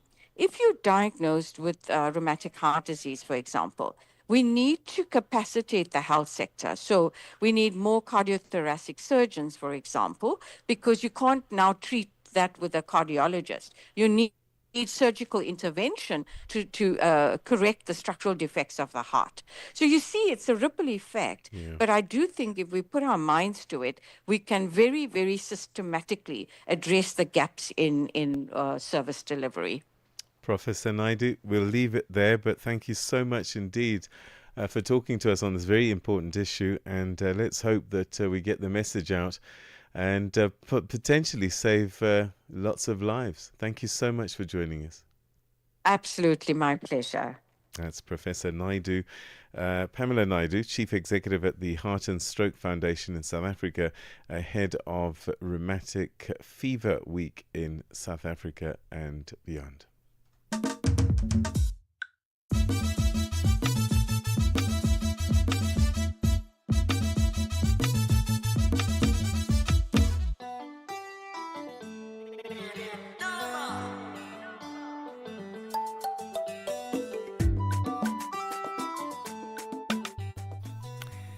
A very good morning and welcome to the third and final hour of Africa Rise and Shine. We're coming to you live from our Johannesburg studios in South Africa on www.channelafrica.co.za is where we are. SABC Plus app is where you can also tune in.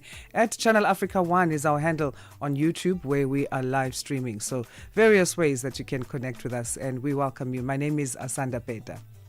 And I'm Peter Ndoro. Thanks for tuning in. So this next half hour, we're going to be taking a look at a number of things.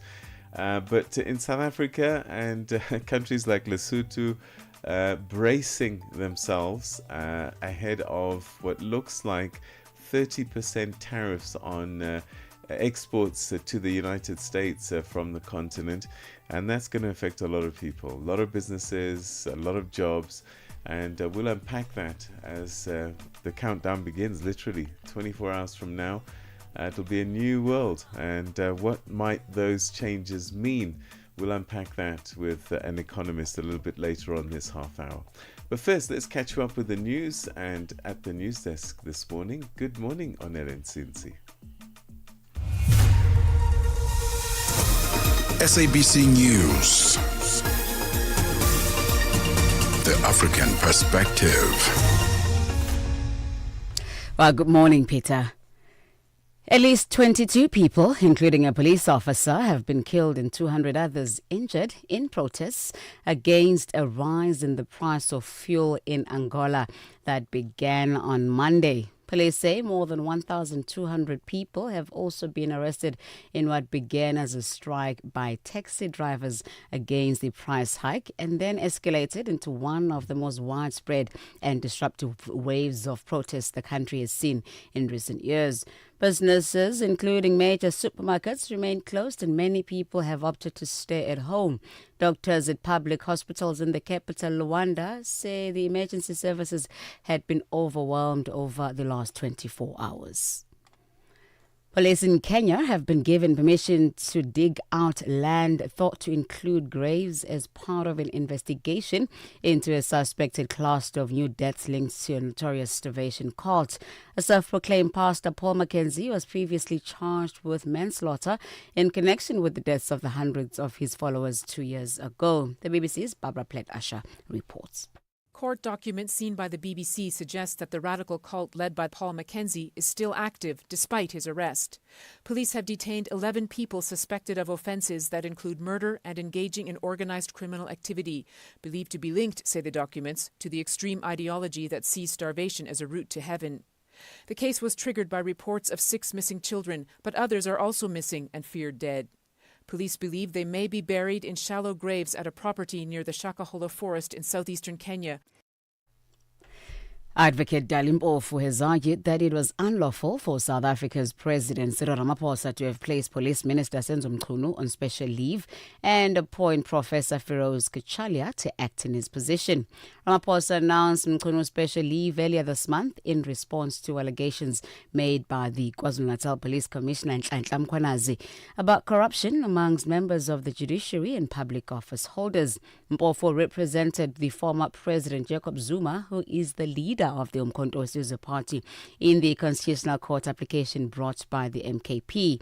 He says while the Constitution allows for the President to appoint 2 ministers from outside the National Assembly, the clause does not make allowance for an acting minister. This whole maneuver is about that. How do I save my friend and close political ally, give him a salary for the next 3 years, 5 years, God knows for how long, while he's doing nothing, but keeps the bodyguards, the drivers, and all those things, and the title. But at the same time, I have someone who must look after the police. So then you think of this long, elaborate contrivance. But the law is very clear. You must do one or the other. You want Professor Kachalia, then you must dismiss Minister Mchunu. The African Union Commissioner for Sustainable Environment, Moses Vilagati, says the urgent need for global cooperation has never been clearer as Africa strives to combat various climate-related challenges. Ethiopia and the AU will host the second Africa Climate Summit in Addis Ababa in September. The summit will build on the legacy of the inaugural 2023 Nairobi Summit. Kailihle Kumalo reports. The Continental Climate Change Summit will highlight African-led solutions, track progress on commitments, and define a roadmap for implementation. It will also focus on strengthening systems and institutions to drive impacts, with sessions dedicated on climate finance, just energy transition, adaptation, trade and technology. The gathering is well timed ahead of the G20 Summit in South Africa, UN General Assembly in the US, and COP30 in Brazil. The AU is confident that this will give Africa a platform to shape the global climate finance agenda and position Africa as a leader and solution provider. Lastly, as international concerns grow about a developing famine in Gaza, U.S. President Donald Trump's special envoy is expected to fly to Israel for talks today.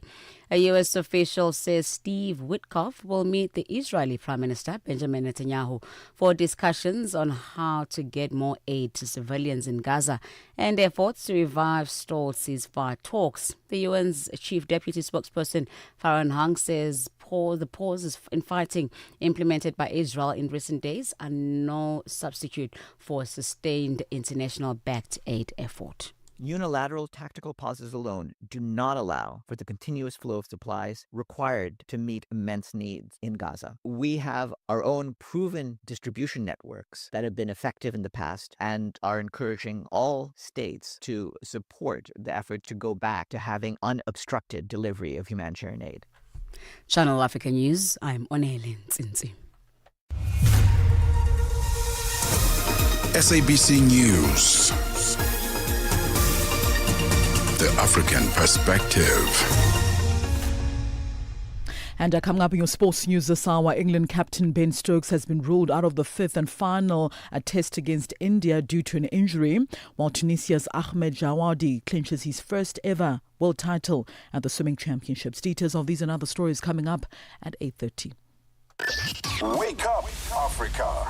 Peter Ndoro and Asanda Beda are here to help you rise and shine. Weekdays, 6 till 9 a.m. Central African Time. Only on Channel Africa. South Africa is bracing for a 30% tariff on its exports to the United States, set to take effect tomorrow on Friday. Despite trying for months to negotiate with President Donald Trump's administration, South Africa's Trade Ministry says it is yet to get an answer to its proposals for a deal. This as U.S.-South Africa relations are at their lowest point in decades, as Kate Fisher reports from Washington. President Trump has, of course, postponed tariff deadlines in the past, but this one, he says, stands strong and will not be extended, meaning that from Friday, exports to the US from South Africa will be slapped with a 30% tax to help narrow what the president says is an $8.8 billion trade deficit. Now, Pretoria says it has proposed a deal to the Trump administration to try to reduce this tariff rate or get an exemption for key industries like shipbuilding. The proposal includes, it says, buying US liquefied natural gas, simplifying rules for US poultry imports, and investing $3.3 billion in US industries like mining. But that's fallen on deaf ears, and trade negotiators say that they've not heard a response from the Trump administration on their proposals. So, as it stands, most South African exports, including cars, citrus and metals, will be subject to a 30% levy, as well as products that had been granted duty-free access to the US under the Africa Growth and Opportunity Act for years. The US is South Africa's second largest bilateral trading partner after China, and the effects of this could be devastating.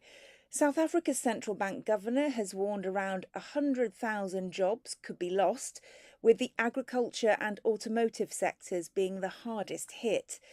That South Africa has failed to make headway in negotiations with the Trump administration, even as others like Japan and the EU have struck deals, is another signal of the damaged relationship between the two countries.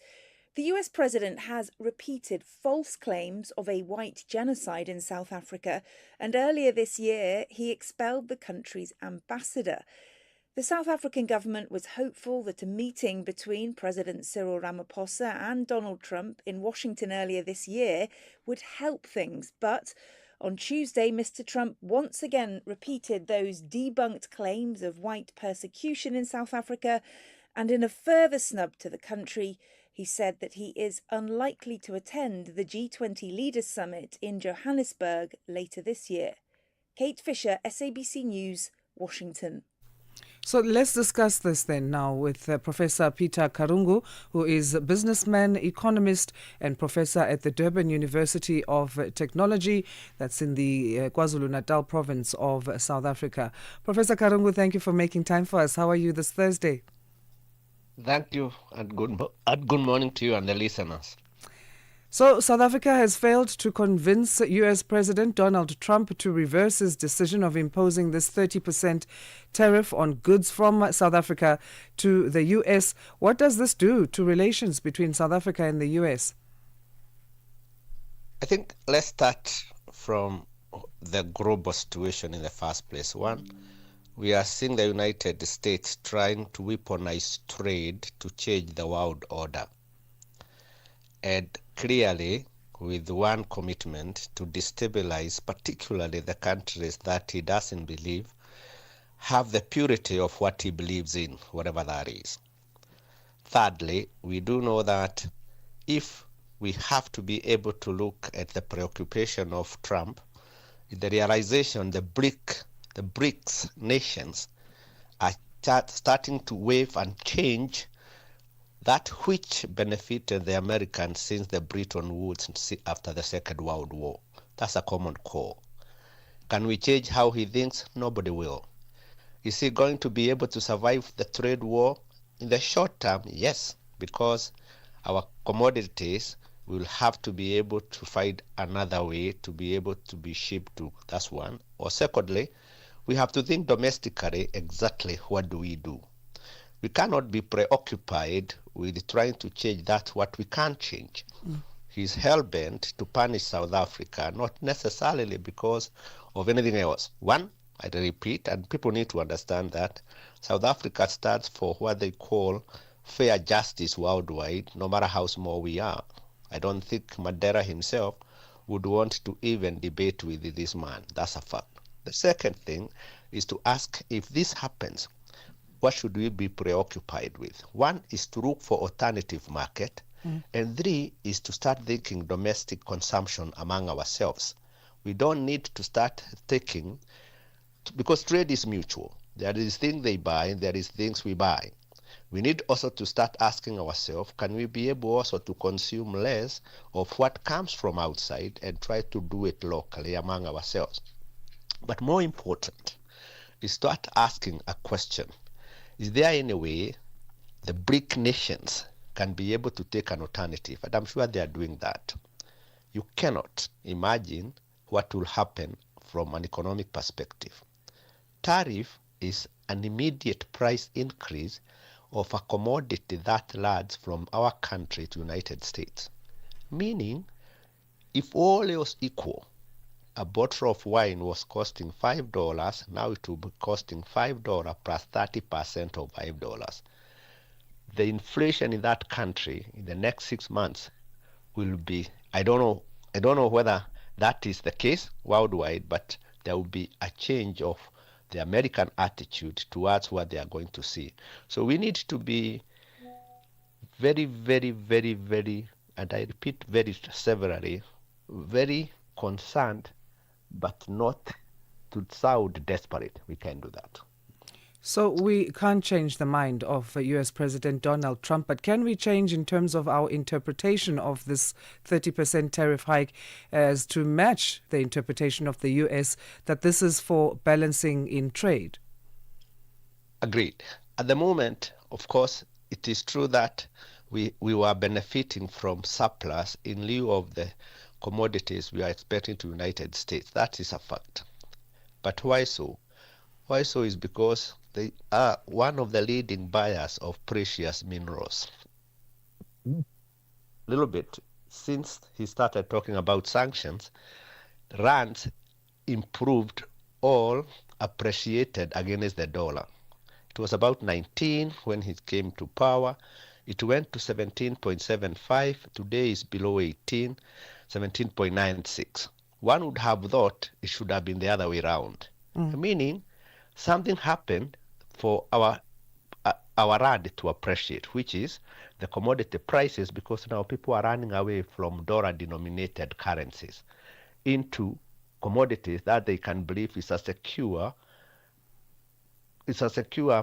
wealth keeper, if I say so. Meaning we're gonna see a lot of imbalances and a lot of challenges in understanding what will happen, because we can now tell specifically if he has imposed this price increase, our commodity will not be able to find market in the European Union, somehow in Brazil, somehow in China, and internally within the African market.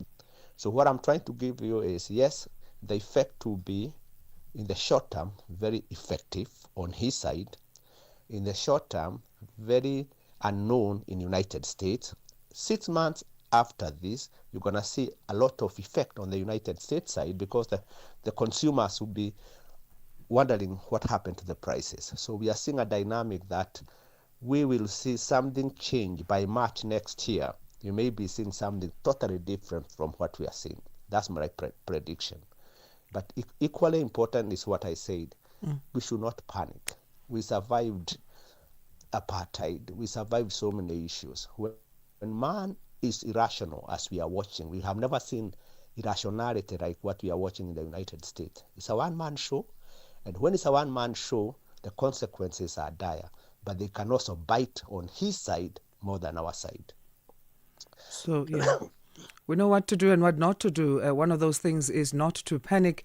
Our President Cyril Ramaphosa has also urged government trade negotiation teams and South African companies to accelerate their diversification efforts, which is another point you touched on, Professor. But what do you think the US President Donald Trump wants South Africa to do? One, of course, we know that one of the things he's worried about is about this ICC court. He weaponizes everything that will give him the feel of frightening, and then you subdue. It doesn't work like that. I'm sorry to say, sometimes I wish Mandela was awake, because some of the things we are watching would have been stated differently. You can't have a head of state literally belittling so much to insult individuals and whatever he wants to say. But that's okay. The problem is, our country need not to, I'm sorry to say that as an economist, We need economists to sit with our government.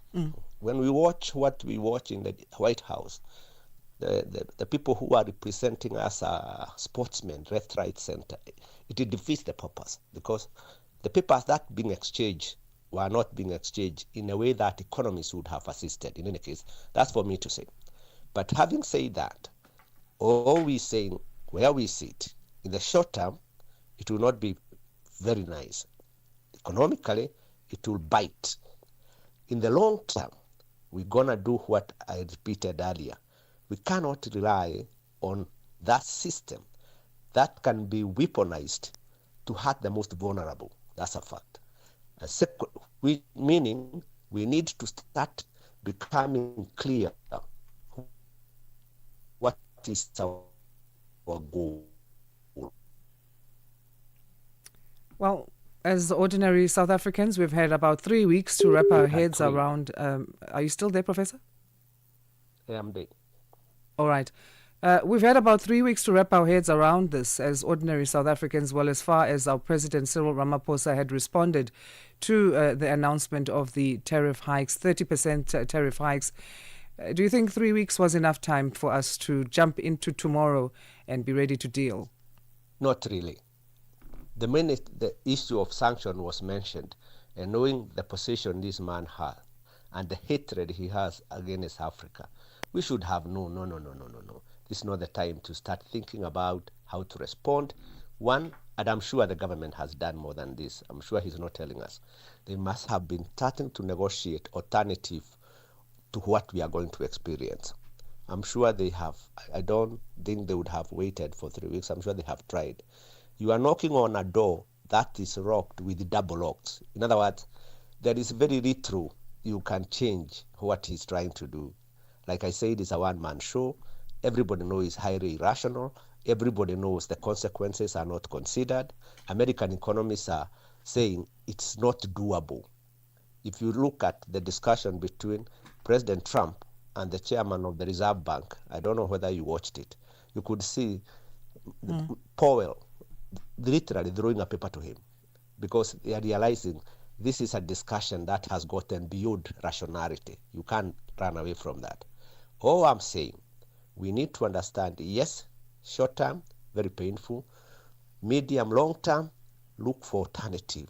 Think internally, increase our consumer demand among what we produce. We can't be waiting for product to come from United States, no matter how little, when we are already told whatever we ship, we cannot ship. Look for alternative. South Africa, we are very lucky. We deal with precious minerals. Yeah. And if you look at the prices of gold, since he started talking, it has hit over $3,000 per ounce, which is shocking.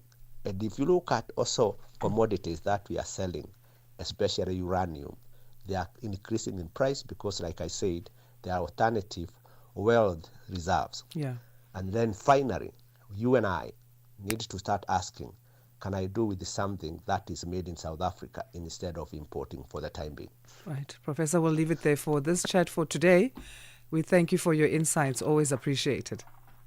Thank you and have a good day. Bye-bye.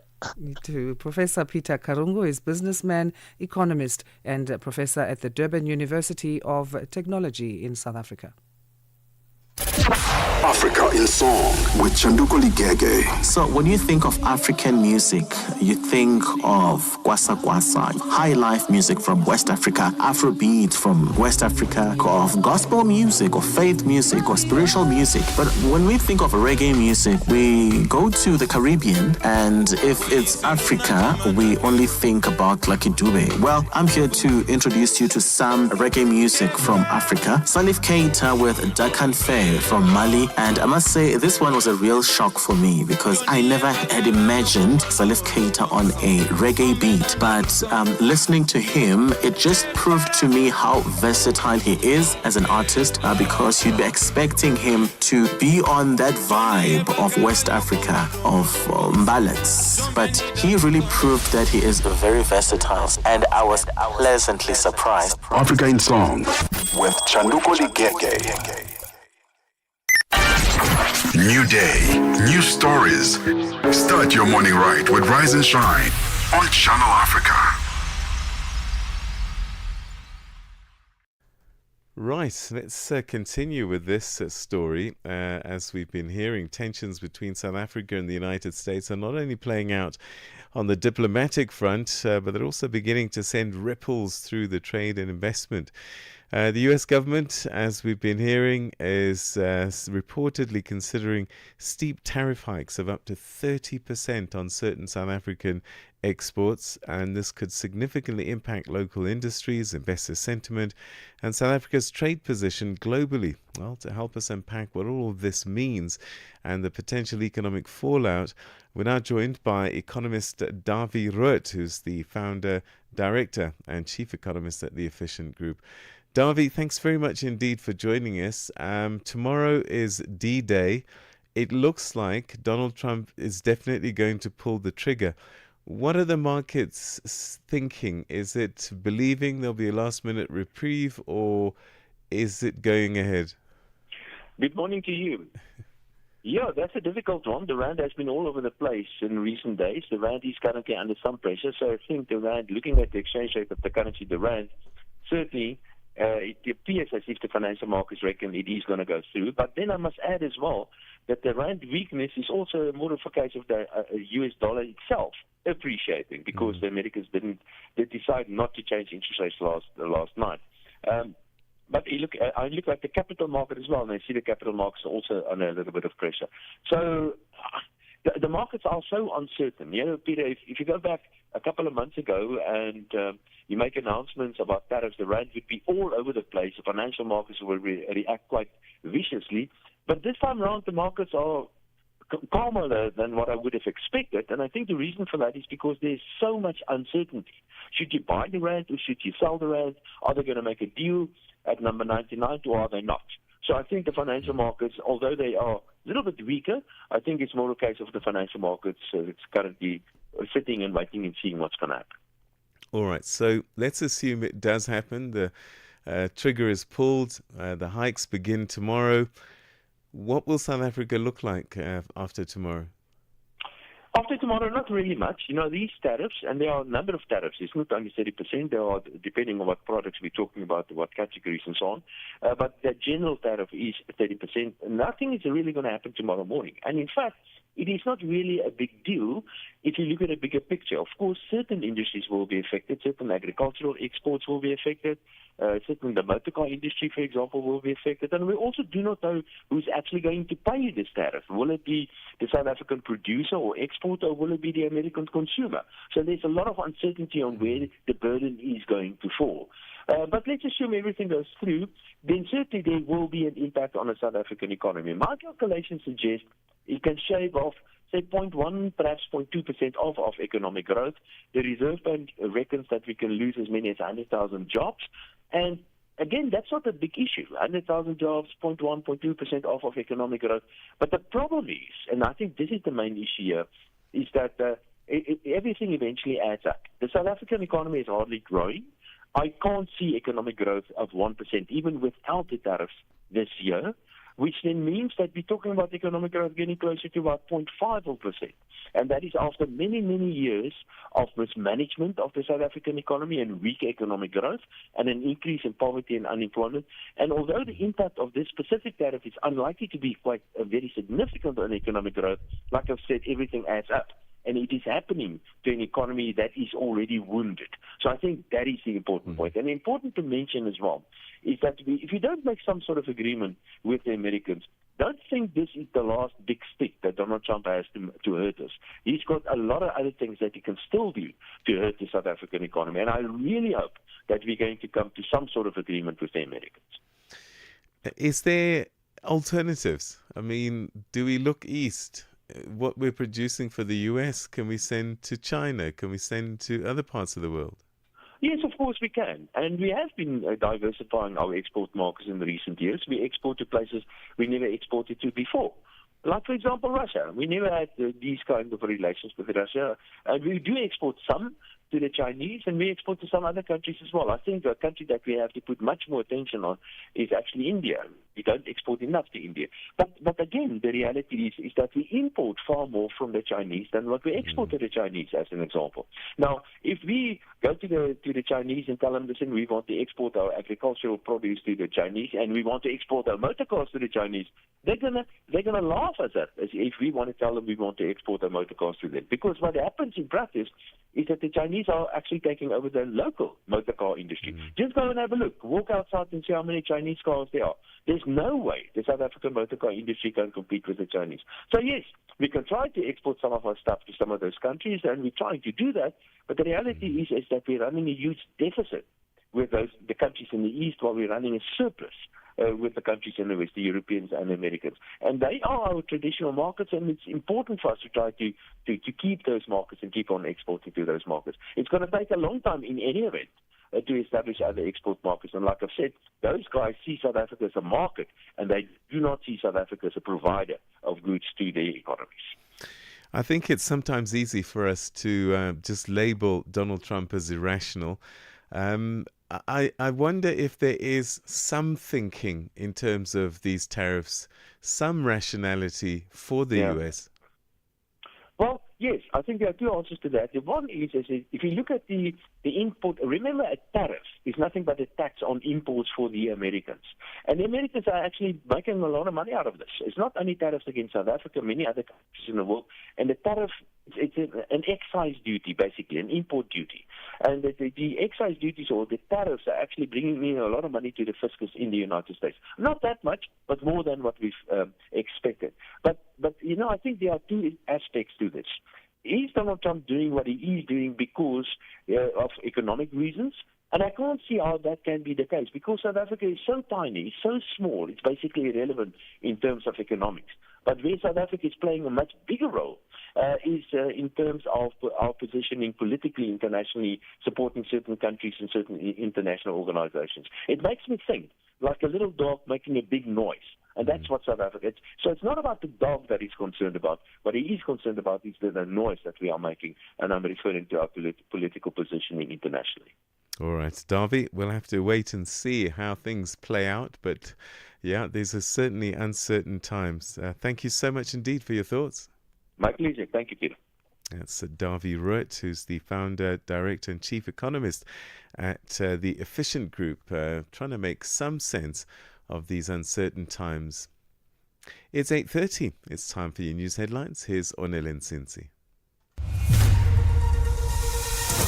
SABC News.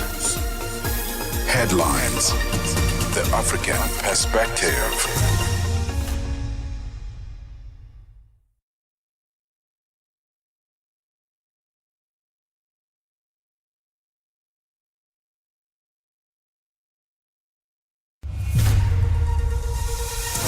SABC News. Headlines. The African Perspective.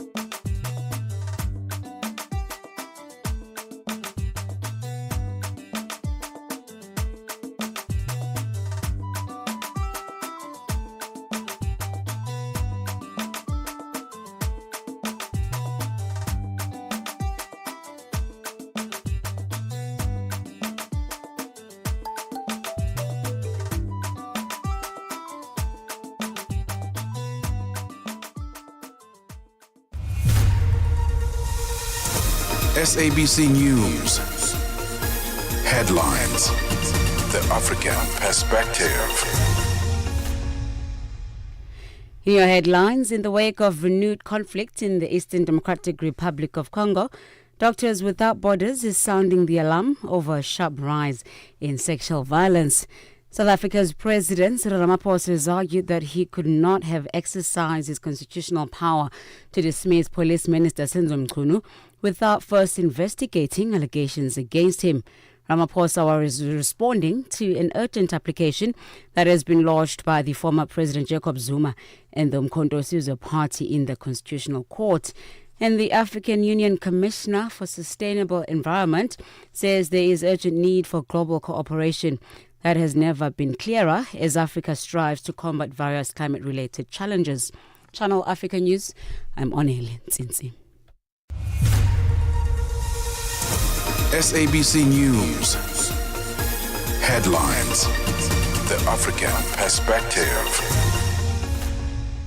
And now let's check in with the world of sports. Here's Musibudi Makura. Sports on Channel Africa. The African Perspective. Thank you, Asanda. Very good morning from the sports desk. We'll start with cricket news. So England captain Ben Stokes has been ruled out of the fifth and final test match against India with a shoulder injury in a devastating blow for the home side. Now, the England as well as the Wales Cricket Board said Vice Captain Ollie Pope would lead the team in the match at the Oval starting today, with England leading the series 2-1. All-rounder Stokes has struggled with various fitness issues for the 4 test matches against India so far, during which he he has sent down 140 overs, the most he has bowled in any series. Now, the 34-year-old, who's now the leading wicket taker on either side with 17 scalps, has injured his right shoulder, his bowling arm, and is now understood he could need up to 10 weeks to recover from this injury. Back home now, Bafana attacker Keegan Dolly has voiced his frustration over the way South African footballers are treated once they reach the age of 13. Dolly, now 32, recently parted ways with Tears Galaxy after completing a season with the club and is currently finding himself without any team.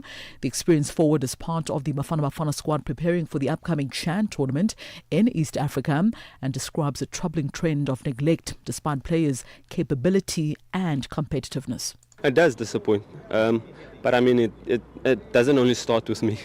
There's been a lot of players in the past as well that left teams because they just over 30 and struggle to find clubs and actually forced to retire because it's a bit difficult when you're that age, but hopefully they can still see that we can still offer a lot, for a lot of the clubs. And meanwhile, the former Kaizer Chiefs as well as Mamelodi Sundowns stars among a growing group of seasoned professionals sidelined despite their wealth of experience and a proven skill on the pitch.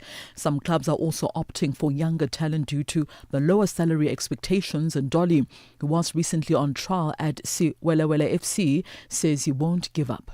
I think it's just to show the desire on the field, still to show your hard work and your intentions, I think talking alone won't help, but proving that you can still compete and, still be the role model for the youngsters, being a part of a club.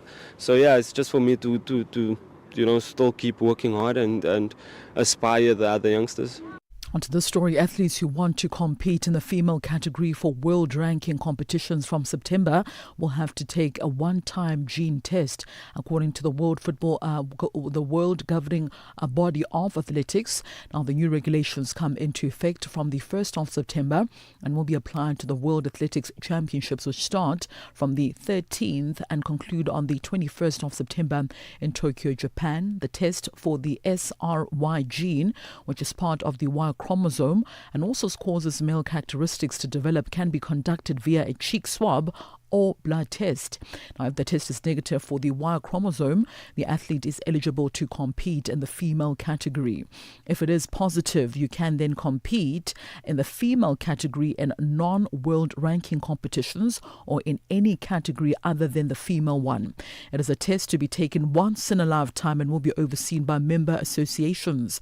Now, World Athletics also approved the introduction of a test in March to determine if an athlete is biologically female. Meanwhile, Meanwhile, World Boxing has also approved the use of the SYY test in May when it introduced mandatory sex testing for all athletes. And finally, Tunisia's Ahmed Jawoudi clinched his first significant title by winning the 800-meter freestyle at the World Swimming Championships on Wednesday, executing a perfectly timed strategy. Jawoudi made his decisive move halfway through the race in Singapore, pulling ahead to finish in 7 minutes 36.88 seconds, outpacing German competitors Sven Schwartz in 7 minutes 39.96 seconds, as well as the 400-meter champion Dukas Martins, who finished in 7 minutes 40.19 seconds. So having placed fourth at last year's Paris Olympic Games, the Tunisian recorded the third fastest time in history. He also dedicated his victory to fellow Tunisian Ahmed Fahouni, a former Olympic and world champion who was handed a 21-month suspension in April due to 3 anti-doping violations. It's 8:38 a.m. Central African Time. That's a wrap of your sports news this morning on Africa Rise and Shine. I do return in the next hour with the On the Move team. For any sports stories you'd like to share with us, simply send us an email to newsroom@channelafrica.co.za or call us on +27 11714 4459. For Channel Africa Sport, I am Musibudi Makura. Sports on Channel Africa. The African perspective. Ahoy, matey! Captain here to help, right, boys? Set sail with us on a digital voyage like no other. Channel Africa has a treasure trove of awesomeness. That is our website and social media pages. Tell me, why are you here? We want you to be part of our adventure. The winds are changing, Captain. And this time... Imagine a world where curiosity knows no bounds, where entertainment meets enlightenment, and where every click leads to the African perspective. Visit us on our website, www.channelafrica.co.za, or follow us on Instagram or on X at Channel Africa 1. Go on, like us on Facebook at Channel Africa 1. So, spread the word. Tell a friend that Channel Africa's online variety is what they need on the web. Channel Africa, the African perspective. New day, new stories. Start your morning right with Rise and Shine on Channel Africa. Right, let's find out what's been going on in the world of business. No doubt this 30% tariff hike is probably front and center of a lot of news bulletins across South Africa today. Let's find out more from Chanduko Ligege.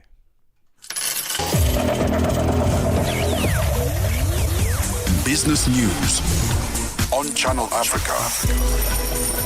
The African perspective. Thank you, Peter. Good morning. Nurses in Nigeria's public hospitals began a 7-day warning strike yesterday, demanding improved remuneration, better working conditions, and increased recruitment. This comes after a 2-week ultimatum to the government expired without resolution. The National Association of Nigeria Nurses and Midwives warned that if their demands are not met by next week, the union will embark on an indefinite strike, the first in over 2 decades. A meeting on Tuesday between the union and the government delegation led by Labour Minister Muhammad Dingyadi ended in a stalemate. The impasse underscores the growing rift between healthcare workers and the government, leaving patients vulnerable as hospitals brace for further disruptions. As various countries scramble to strike trade deals with the U.S. ahead of the 1st of August, when U.S. reciprocal tariffs are set to be reimposed after a 90-day pause, one of the countries that will be hardest hit is Lesotho, with reciprocal tariffs of 50%, a higher rate than any other country, when they were announced by U.S. President Donald Trump in April.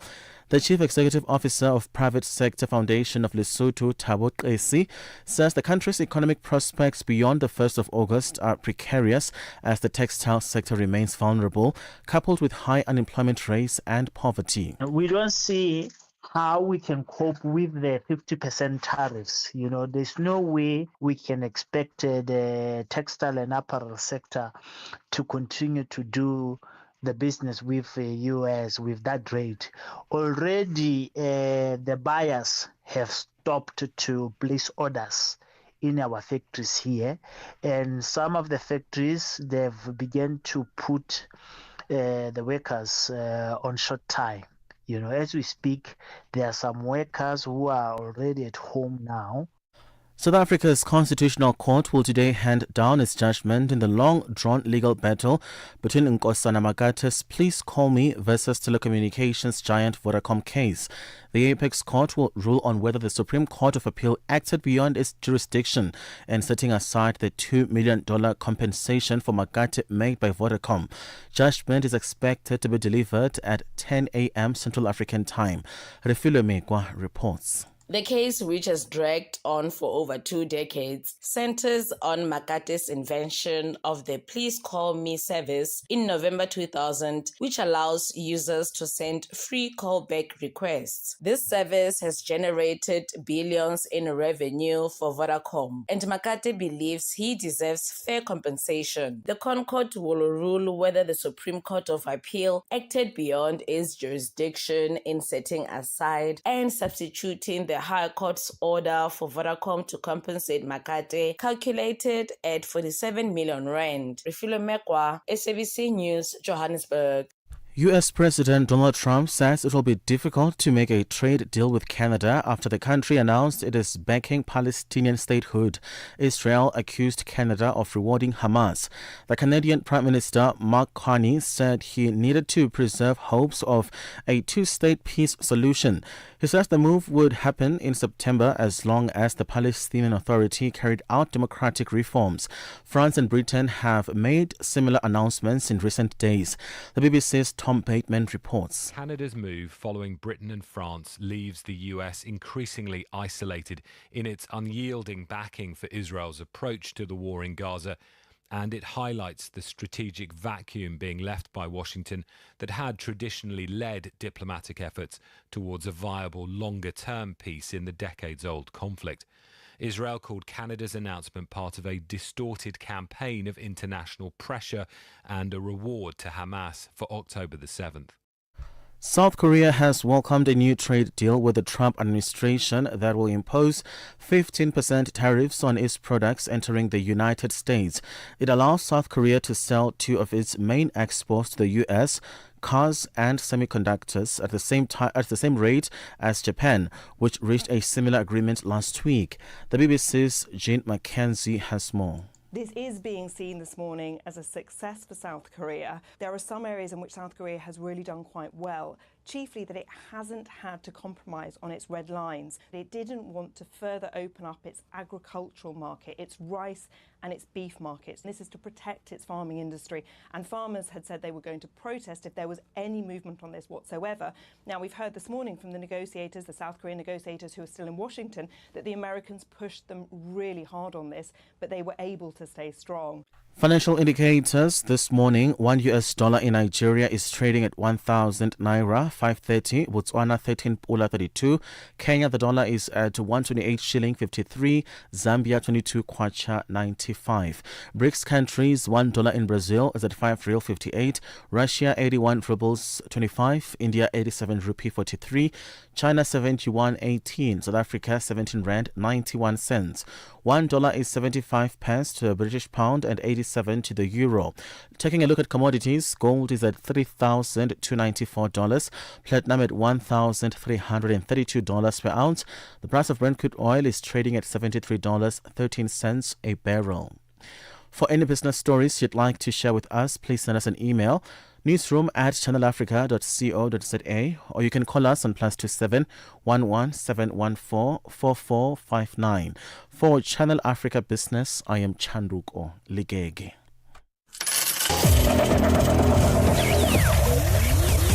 Business News on Channel Africa. The African Perspective. The South African Broadcasting Corporation, SABC Sport, brings you Chasing the Sun.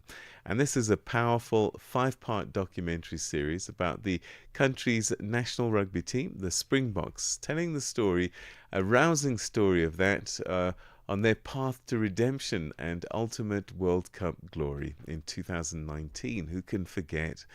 The series started on the 13th of July, 7:30 p.m. Central African Time on SABC2. And you can still tune in every Sunday for the highs, the heartache, and the heroes that made rugby history. Stream each chapter on SABC Plus anytime, anywhere, no subscription required. Please don't miss Chasing the Sun this Sunday, 7:30 p.m. Central African Time on SABC2 and SABC Plus. Be there when history shines.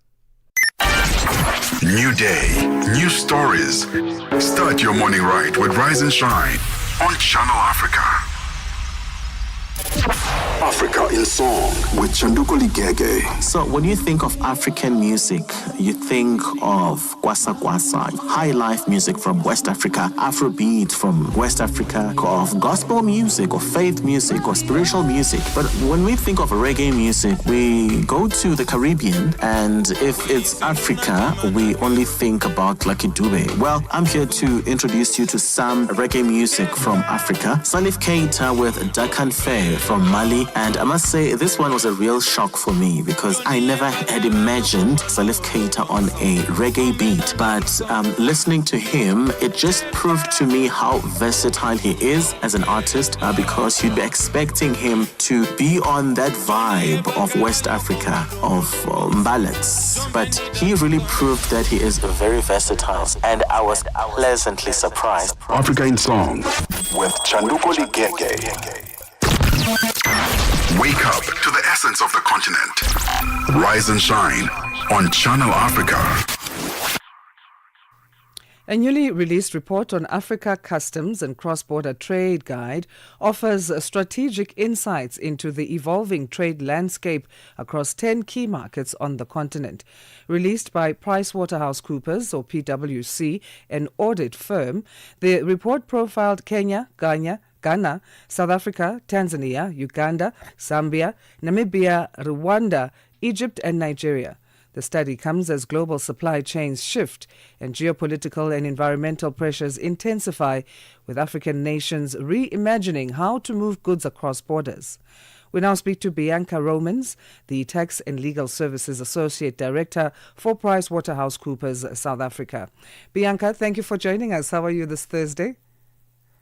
I'm well, thank you. And thank you for having me. Well, thanks for making time. We appreciate it. Please tell us more about this annual report and how it was compiled, as well as the role borders play in driving the continent's economic growth. I think let's start with how was it compiled, and if you can give us more background on the report. Definitely. Navigating the complexities of global trade has never been more challenging. Africa is undergoing rapid trade transformation amid global supply chain as well as geopolitical shifts, and also considering environmental concerns. So as we are witnessing these transformations, understanding regional customs and cross-border trade has become crucial. This guide really helps business to understand trade regimes, tariff structures, as well as incentives available across key African markets. The goal is to provide clarity and foresight in this fast evolving environment. Importantly, compliance is key. Getting it wrong can be costly, both financially as well as from a reputational perspective. Awareness is essential not only to maintain compliance, but also to identify and unlock trade incentives, as well as market opportunities that many businesses may otherwise overlook. How was the report compiled? So as a PwC trade team, we decided that we already have a VAT guide for Africa, and it's time now that we provide the same from a customs perspective because of the increased focus on trade globally. And the African continent is making great steps forward in terms of opening up trade. There are many reforms in place, and it's important that business understand what opportunities are available to them across the continent as intra-Africa trade is becoming more and more relevant. So what role do borders play in driving the continent's economic growth? One may think it's an obvious thing of, well, we just get access to the next country, but is there more to it? There is. With looking at the global uncertainty currently, companies and or businesses are looking to reassess their supply chains, and Africa offers great opportunity for that.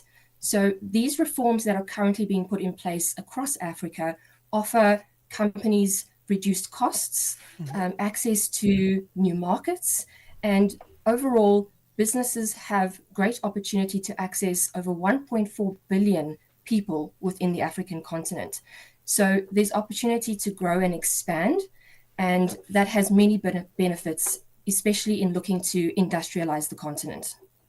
How important will it be to modernize these customs frameworks, and are governments taking this into account in terms of modernizing them in this day and age?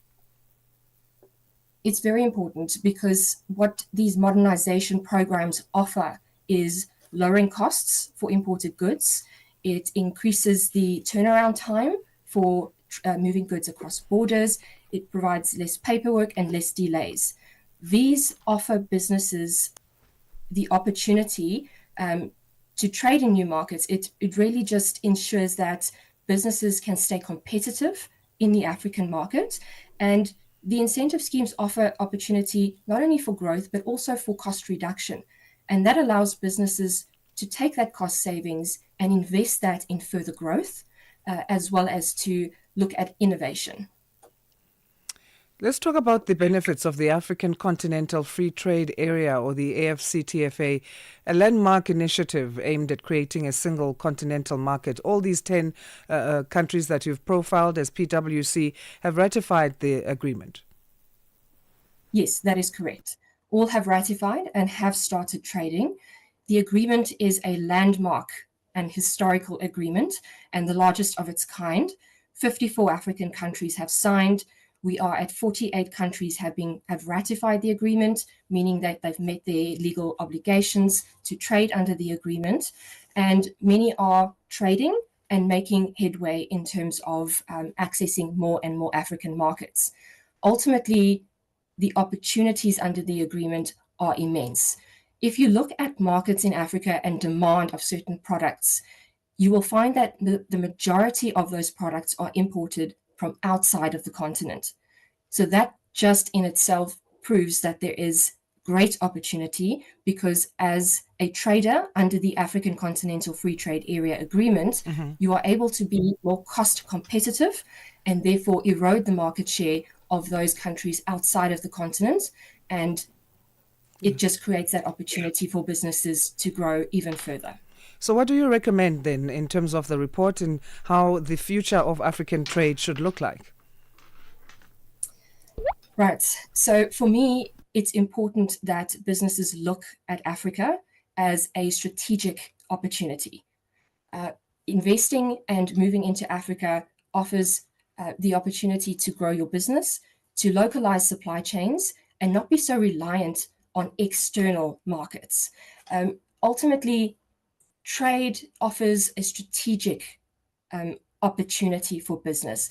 And that's what's very important, is that customs should no longer be a compliance function. It should be a strategic opportunity for business to assess the opportunity to grow and to improve and access new markets, and to manufacture and localize their supply chains within the African continent. Right, Bianca, we thank you again for your time, and we appreciate it here on Africa Rise and Shine. Thank you very much. Thanks. Bianca Romans is the Tax and Legal Services Associate Director at PricewaterhouseCoopers, or PwC, in South Africa, an auditing firm. After Rise and Shine, as we are about to say goodbye to you here on Channel Africa, comes On the Move. This is with Benjamin Mushatama and Palesa Tao. Palesa joining us now in studio to tell us what to expect on this Thursday, the last day finally of July. Yes. Good morning. I mean, it was 69 days of July this year. July took forever, let me tell you. Well, today on The Move, in the first hour of the show, we're finding out when was the last time you cleaned up your phone. And I'm talking about no longer following the people and the things that you're no longer interested in, unsaving what you had saved like 2 or 3 years ago, and just removing the clutter from your phone. And that actually talks about taking control of your digital space and taking control of your device, and following what longer inspires you, and creating an environment that actually supports your well-being and doesn't clutter it even further. That's what we'll be talking about in today's first hour of the show. And then we move on in today's second hour. We speak about something called the fear of being perceived. And it can stop a lot of people from actually following their dreams, their passions, starting something new, because we're too afraid of what other people are going to think of us. So we're going to be unpacking the fear of being perceived in today's second hour. The storage thing, though, the phones now, they don't have much storage. It will They tell you don't. you're running out of space, so you Yes. need to clear any things anyway. Yeah. But I guess it's also a difficult thing, because you can still hold on to things that you don't need. Yes. Because you're attached to certain videos or certain How many photos. pictures do you have on your phone? I have no idea, but my phone was alerting me today that I need to delete some things. I'm actually running out of storage. I'm opening my gallery right now. I have 3,705 That sounds items like a in lot. my gallery. How many do you have, Peter? 30,000. No!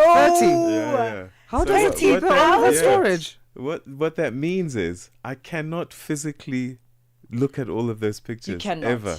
Ever again. So Meaning they're there I and you're never going to actually- see them again anyway. I actually have to do what you're telling me. Yes, Yeah. declutter. I've got 30,000 pictures on my phone. It's ridiculous. many do you have, So Asanda? I've got over 3,000. Okay, Wow. okay. Yeah. Wow. Ooh, I 30,000, know, Peter. You have to I do something know. about that. Yeah, I've got about 3,000. I thought I'd have less than that. Yeah. You don't. So that's On the Move coming up Yeah. after the 9 o'clock news.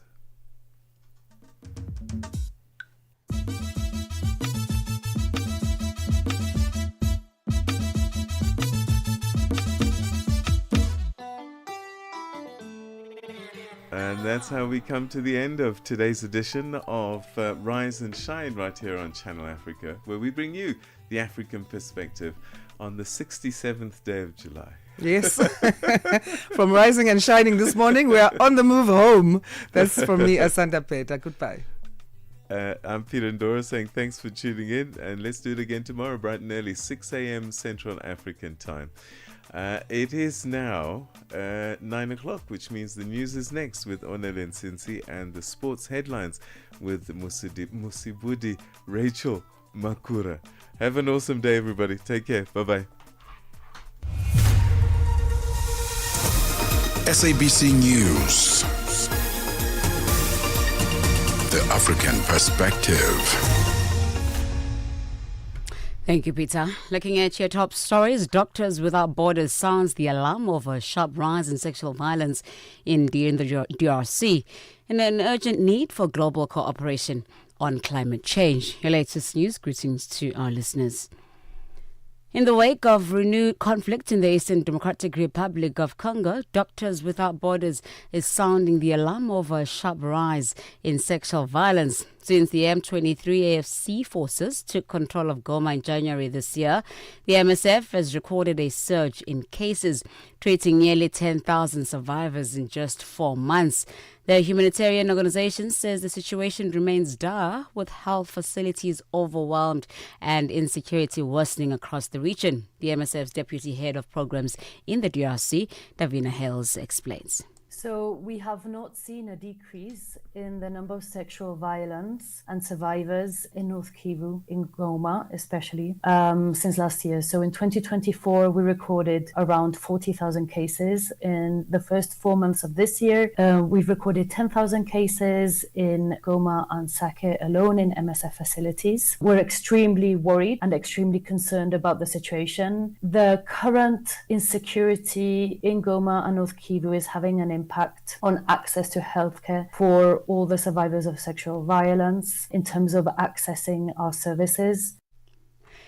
At least 22 people, including a police officer, have been killed and 200 others injured in protests against the rise in the price of fuel in Angola that began on Monday. Police say more than 1,200 people have also been arrested in what began as a strike by taxi drivers against the price hike and then escalated into one of the most widespread and disruptive waves of protests in the country. Businesses, including major supermarkets, remain closed and many people have opted to stay at home. Doctors at public hospitals in the capital, Luanda, say emergency services had been overwhelmed over the last 24 hours. South Africa's President Cyril Ramaphosa has argued that he could not have exercised his constitutional power to dismiss Police Minister Senzo Mchunu without first investigating allegations against him. Ramaphosa was responding in the urgent application that has been lodged by the former President Jacob Zuma and the Umkhonto weSizwe Party in the Constitutional Court. The application claims 3 interrelated decisions taken in response to corruption allegations made by the KwaZulu-Natal Police Commissioner Nhlanhla Mkhwanazi were unlawful and unconstitutional. Ramaphosa placed Mchunu on special leave, appointed Professor Firoz Kachalia to act in his position, and established a Judicial Commission of Inquiry. Counsel for President Ramaphosa, Advocate Nwako Maneche, explains. That need for investigation in that context is to enable the President to discharge the power to dismiss in a manner that is consistent with the Constitution and the requirement of the principle of rationality. Because the principle of rationality requires that the process leading to the taking of the decision, in this case the dismissal of the minister, the process must itself be rational because it must inform the President properly on whether there is a basis to dismiss. And the President says, I can't reach that decision lawfully, consistently with the Constitution, without giving the opportunity for those allegations, broad allegations, being investigated. The African Union Commissioner for Sustainable Environment, Moses Vilagati, says the urgent need for global cooperation has never been clearer as Africa strives to combat various climate-related challenges. Ethiopia and the AU will host the second Africa Climate Summit in Addis Ababa in September. The summit will build on the legacy of the inaugural 2023 Nairobi Summit. Kailishe Kumalo reports. The Continental Climate Change Summit will highlight African-led solutions, track progress on commitments, and define a roadmap for implementation. It will also focus on strengthening systems and institutions to drive impacts, with sessions dedicated on climate finance, just energy transition, adaptation, trade and technology. The gathering is well-timed ahead of the G20 Summit in South Africa, UN General Assembly in the US, and COP30 in Brazil. The AU is confident that this will give Africa a platform to shape the global climate finance agenda and position Africa as a leader and solution provider. Now, this week on Channel Africa Conversations podcast, host Peter Ndoro is in conversation with retired Nigerian Brigadier General S.K. Usman, who says the late President Muhammadu Buhari, who passed on in July, was the greatest leader the country has ever seen. SK was paying tribute to the fallen former army leader turned Democrat. Overall understanding is that even in death, President Buhari remained the greatest leader the country has ever had, because there has not been any leader during the elections that has garnered as much as 12 million votes onto himself, and it remained consistent. The question now is, can we ever have such a great leader? Because up to now, nobody can pinpoint any personal wrongdoing in terms of, moral issues or corrupt practices. For the full conversation, be sure to catch the latest episode of Channel Africa Conversations on our YouTube page at